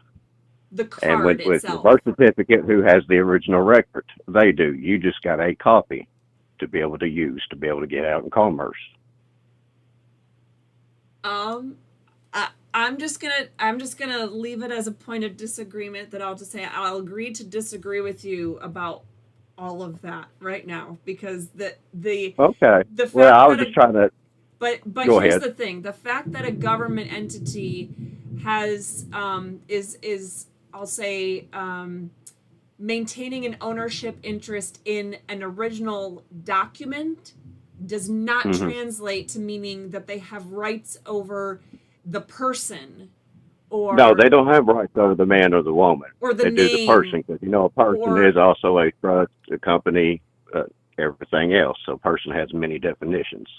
but I mean the impact is not what people it's often extrapolated just because the government is the holder of the original record that means that they Hmm. somehow have all these extra rights that extend beyond just being a record keeper, and that's not at all the case. It doesn't The fact that they hold the original records literally does not mean it has any impact on our rights whatsoever, or my name being my name, or any of that stuff. So it's yeah, there. I'm just, Okay. Well, I was just trying to see if you would like to join us with some of our Telegram chat or whatever that we've got, because we have proven it and we have won many court cases on it. We even got a guy out of jail that was doing 60 years, and we just got him out of jail. So, I don't anything that's down that rabbit hole. I again, I'm not trying to be dismissive or disrespectful, but that no, is no, definitely not my I'm cup of just tea. noticing, right? But I'm noticing that you're definitely a fighter. You want to fight for the people and people's rights and everything. That's why I was just seeing if I could probe at you, see if you'd be interested or whatever, or come talk with us on our Telegram chat, because we've got a few lawyers on there too that didn't believe in it either, and now we've got them changed over too, because we've shown them the proof. Yep, it's not to say I haven't seen what people are considering the proof on all of these topics that I've mentioned that Yeah, are because similar to this. 90% of the right, because 90% of the ones on YouTube are a bunch of BS. They're just people jumping the gun because they think they found one trick to get through it and everything else. No, and everything. But to give you a clue on it, because like I said, you're not the trustee of none of it. You're not the beneficiary of the Social Security till you turn 65 or anything, and you're not the grantor of none of it. So what's the other position you have? Agency. But again, that's making it's starting with a false premise in a lot of different ways. So it What depends I on mean, what false premise on it that you're not the agent of it? Because we've already got 4 or 5 of our friends have already got letters from Social Security office that has authorized saying that you are the personal representative of it, which is still an agency position. yeah, it's all bullshit. I mean, like I don't. Okay. What would the point of all that be? What problem are you trying to fix? With focusing No, no all of that problem. on Just there, what's the problem you're trying to understanding, fix? not fixing a problem, but understanding what position and true use of all that is. Because, like I said, if you didn't create it or whatever and stuff, they did, and they could take it away from you, then what right do you have it? But you still have They your can't right to take your social property or what? security number away. They can't take any of the stuff that's tied to it away. They can literally just take the frickin' card away. That's I mean, and Yeah. actually they can't even I take that back. They can't even take the card away from you. They can't take the card away from the rightful person that it's assigned to. They can't do that. That's what I'm saying. There's not a specific problem that's being tried. So I guess I would anybody who is awake, I'll just say awake enough to see that there's issues where the government is overstepping and doing things that they don't have the actual authority and responsibility to do. I strongly encourage people like yourself, and it sounds like people that are all in your, the Telegram chat and all that, to focus the best you can on tangible, everyday problems that we have right now that can be fixed and how to best fix them. I'm trying not to come across. I don't mean it to be Oh, honey, no, disrespectful at no, all. you can't. I'm somebody it's almost impossible to offend. Like I said, the only thing I will have a problem with, and I still have to see it because I believe in free will and stuff. But I just do. I will not allow nobody to harm innocence. If I catch you doing that in front of me, you're done with or whatever. But beyond that, you've got every right to every opinion you want. I have no problem with that. Well, yeah, I mean, I get that. I also try to Yeah, be respectful of people, whether I agree with them or not. I try to maintain yeah, a level of respect. But we need more. So the problem is, you have people, most people in our country are not truly aware enough to question anything that the government does. They just go, oh, the government says I can't right. do that. And it's not even the government. It might be that government official who doesn't know how to read the law that they're, supposed to be enforcing or whatever. But you have most people don't question what the government or government officials tell them they have to do. They just go, oh, okay, yes, sir, I'll do that. And then you have the people that do catch on and are willing to at least question and look into things and investigate. Then from there, that unfortunately a much smaller percentage of people is divided. It's really greatly divided, and it's divided in ways that I'll just say the for the most part, it's a liberal versus a conservative divide. You have a divide in Yeah, ways where you have the people on the liberal side of things that actually ironically want more government control. They want the government deciding things. They want things closer to socialism and communism and all the rest. And the government's responsible for providing for the people and doing all these things, right? And then and so those people aren't going to be the kind of people that are truly fighting for freedom and personal responsibility and accountability and all the rest. And then, so of the people that are left are the ones that are more on the conservative side of things, but those are broken down into people that are, say, the sovereign citizen movement, or people that are fighting, thinking that there's no point in our constitutional republic as it's currently, put into place, and it's all going to just boil down to violence, and that violence is the only way to solve any of the problems we're having with our government. And then you have people that are, it's just there's so much the people that are far on, they're still ingrained, they're Republicans, I'm going to use in quotes there. They're really not conservatives, but they're Republicans, and they think, oh, we just keep doing it the same way we've been doing it. We just keep electing Republicans as much as we can to all these offices, and then it's the good old boy network, and that's how we fix things and solve things. And anyway, you just have all these broken up groups of people within the supposed awakened sector of our population, and it's frustrating to me because of all the people that are on the conservative side of things that really just want to defend and protect our God-given liberties, and it's as simple as hmm that. We should be fighting together. We should be on the same path as much as possible. And while we might have to, maybe there's advocates that want to fight more for, say, Second Amendment liberties versus First Amendment liberties, or Sixth Amendment rights and defenses. You might have people that, for whatever reason, feel more passionate about one area or the other.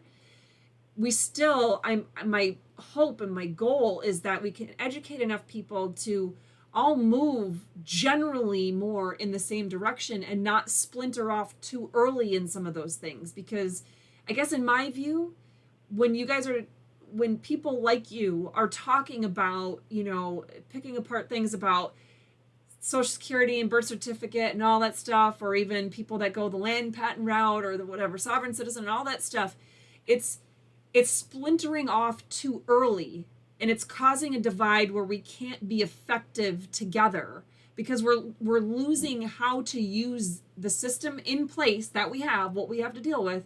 We're losing how to use that against them and for us, we the people. Because we need as yeah. But many that's we the people on the same side pushing the same issues as much as possible. That's how we affect change. yeah. But the funny thing, like I said, because I've been off and on with it. Well, for probably about 7, 10 years, most of our group, because like I said, I've been through all of them. And again, that sovereign citizen, that's an oxymoron because you can't be sovereign and a citizen both or whatever or anything with it and stuff. And like I said, a lot of the people I know out there just jump the gun on. That's why I spent so much time making sure I found the right group and stuff, and see if a lot of people had found some of the angles I did and stuff. And like I said, we have, as in if you had to take it to court stuff, all of the paperwork proof of it and everything. Hell, it's even in the legal books. You just, like here in Kentucky, you just KRS 213.05 or whatnot, which is all the stuff in the birth certificate, what you have to put in it. Then if you go to definitions and look at live birth, it'll tell you what exactly the live birth is, which is the placenta. Has nothing to do with the baby.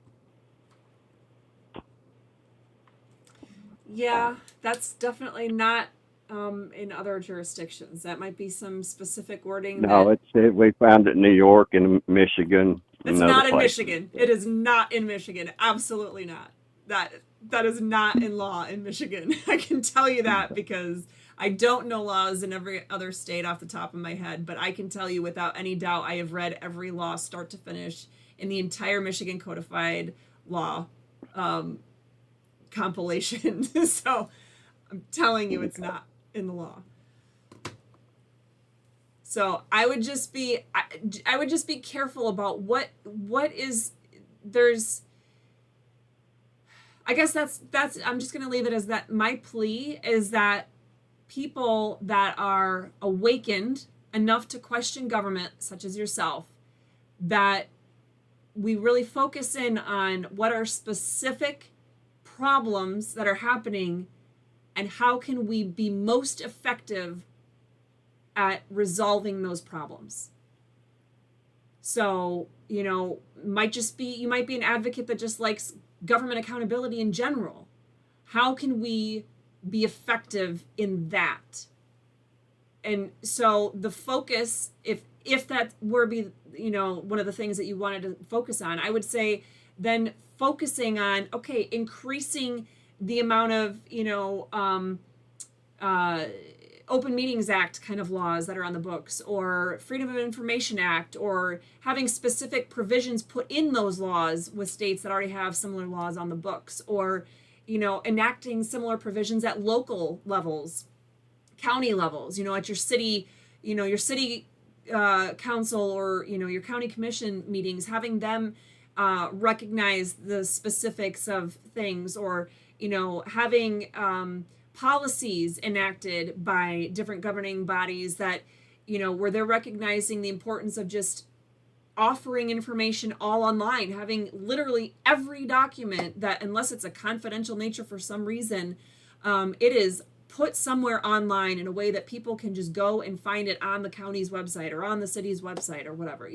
That's what I'm saying. There's specific problems that we have that we need to fix, and there's government overreach as far as taxing our property taxes, or municipal zoning ordinances trying to take our properties and control them in a regulatory fashion or by fines or whatever. There's all kinds of different things, taking our firearms or our right to defend ourselves, things like that. There's all kinds of very tangible, specific problems that we the people have to stay focused on more of these tangible everyday problems, whereas the issues you're bringing up, say with the birth certificate, for example, that's not leading to a tangible everyday real life problem that if you addressed it, if it's something you fixed and focused all your energy on fixing and you got it fixed, then all of a sudden all these rights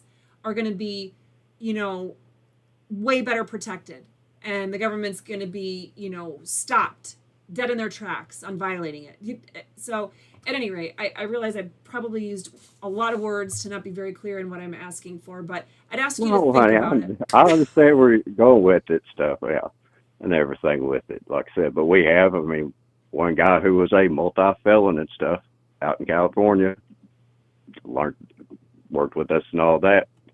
He got charged with firearms and stuff, and everything got dropped. We've got many court cases of things, from everything from deep felonies to from 60-year charges to just regular speeding tickets and stuff, done away with. But the system, when Roosevelt set it up and stuff, he made it where you had more use of things than or it was really set up for your benefit more than you realize, even with all your birth certificate, your social security, and all that. It just, the system won't tell you a lot of it. You've really got to dig about it and stuff. Okay. That's the only reason, because like I said, you definitely, I can tell you want to be a fighter for the people, and that's why I was interested in calling you and stuff after I ran across yours uh, YouTube channel and stuff like that, and I just wanted to see if you would like to join and listen in with some of the people who have just a little bit more experience and ones who can show you all the paperwork up front and stuff too if you need it. I definitely appreciate you thinking of inviting me to do that. I will not ever jump on board with that because I am too busy fixing the tangible problems that are right here and right now of government overreach and rights being violated. So I got to stay Okay. focused Well, I mean, that's the some thing. way. We are just down a different path, and like I said, we finally have figured out how your rights are being violated because they're violating the person, not the man. Okay. There's a big difference. You already had all your rights as a man individually to begin with from day one and stuff, but the persons they gave you, or the entity that was organized and stuff, which is your birth certificate, which basically is kind of treated like a soul corp or whatever and stuff. But from there, it was given for you for use for commerce and stuff, but we're just not reporting it correctly to the government. So the Treasury can do it set off so we don't have that $31 trillion debt. Okay. Well, I And stuff. appreciate you calling in to give, to share the thoughts about that. I normally don't do a 2.5 hour show though, so I'm going to have to Oh, wrap I this know. up. I didn't mean to catch So, you so late because I just got back home from the store and didn't realize you was on live because I didn't know exactly how your schedule was because, like I said, just recently ran into you. But I do appreciate your fight and your work for the people and everything. And I'm glad you're doing it well, thank and you. everything and trying to do your best to help everybody that you can and stuff. Yes, I do. Well, thank you Okay, for honey. You calling have in. you a good day and enjoy that sunny weather. Yes, I will. Thanks. Bye. Okay, bye bye. Okay, guys. So, oops, wrong screen. Sorry, guys. All right. So, please check out our website if you haven't yet or haven't recently, restorefreedomkh.com.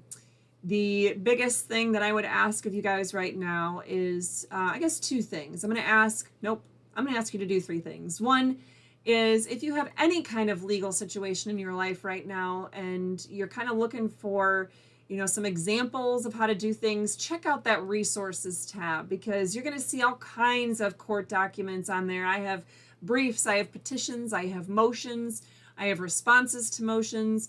I have affidavits. I have oodles and oodles of court documents available right on the website. A lot of times, if you look at some of my appellate documents that are on there, it's going to be in an appendix, which in state court terms is one appendix is generally like hundreds of pages of all of these other documents, and then they're all listed on the index of the appendix. So anyway, check out that part of the website for anything that you might have coming, going on in your life, any kind of legal need. And number two, I'm going to ask that if you haven't already, that you hit that like button, you follow, share, subscribe, all that stuff. Tell people about our mission to restore freedom and to empower people all across our country to work to restore freedom and be educated enough to be able to do that and make a difference, because it's going to take all of us together. It's not going to take a bunch of attorneys doing it or elected officials. It's going to take everybody doing their part. And so if you can share our Facebook page, our YouTube, our Telegram, Twitter, whatever, we post on some more than others, then please do that. And you can go to the support tab of our website, and you'll be able to see links in there for all of our social media. So you can just click right in there and it'll take you to our Facebook page, or it'll take you to our YouTube channel, or take you to whatever. So also, the third thing I would ask is that if you're able to donate, whether it's a one-time donation or recurring donation, donations have been worse this year than any year that I've ever had for doing any of this legal work. And it's hard to be able to continue doing this and pay out of pocket for me to keep all this stuff going, while I'm also paying out of pocket to print, stupid documents that I should be able to just e-file for free online for court cases. But anyway, if you can support us in any way, whether it's a $5 donation, or whether it's a $50 donation, or a $500 donation, or a $5,000 donation, all of it helps in some way. And there's all kinds of ways to donate. It's specific on there telling you if you are old school and you want to send a paper check, or if you want to go to Cash App or PayPal, Venmo, whatever, it's all on there. So please check out those links and do that. Let's see. I'm just looking to see. And yes, we do have, Lori also shared in the chat the link for the shop, which is, our pop sockets, like I have here, the Restore Freedom pop sockets, and our car magnets, our window decals. We have a few shirts still available. So please reach out through that link, which is restorefreedomkh.com/shop, to be able to buy any of those things, which is just our at cost. Like we're not even making money on any of that stuff. We're just trying to recover some of the costs that went into getting all those items. So, because there was a point in time where we had a very high demand for all those, and so we ordered accordingly, and then all of a sudden stuff happened and people went squirrel. They had different interests and needs and things going on, and then we have all this product. So anyway, help spread the word in those ways and keep our mission going strong. I definitely would appreciate that. So with that being said, it looks like I had answered all the questions that I saw come up in the chat, and I appreciate the callers we had today, as well as the questions that were in the chat, and I look forward to seeing you guys. I don't know if it's exactly 2 weeks from today, but I guess it'd be the 9th of September at noon Eastern Standard Time. So please join us on the 9th of September at noon Eastern Standard Time for our next show of Restore Freedom Weekly. And I don't know if I'm going to be good about getting a newsletter out this week. I haven't been posting as much about court updates and things as I would like to, because I've been focusing on this case. But I will do it as soon as I can, and we'll go from there. So with that being said, I appreciate you all, and I wish you all a wonderful afternoon, and I will see you guys next time. Our work to restore freedom would not be possible without support from people just like you. From the various software and hardware needed to the legal research materials, every dollar you can donate helps. Make sure to like and share this video too. And remember to follow and subscribe and click that notification button. Together we can restore freedom.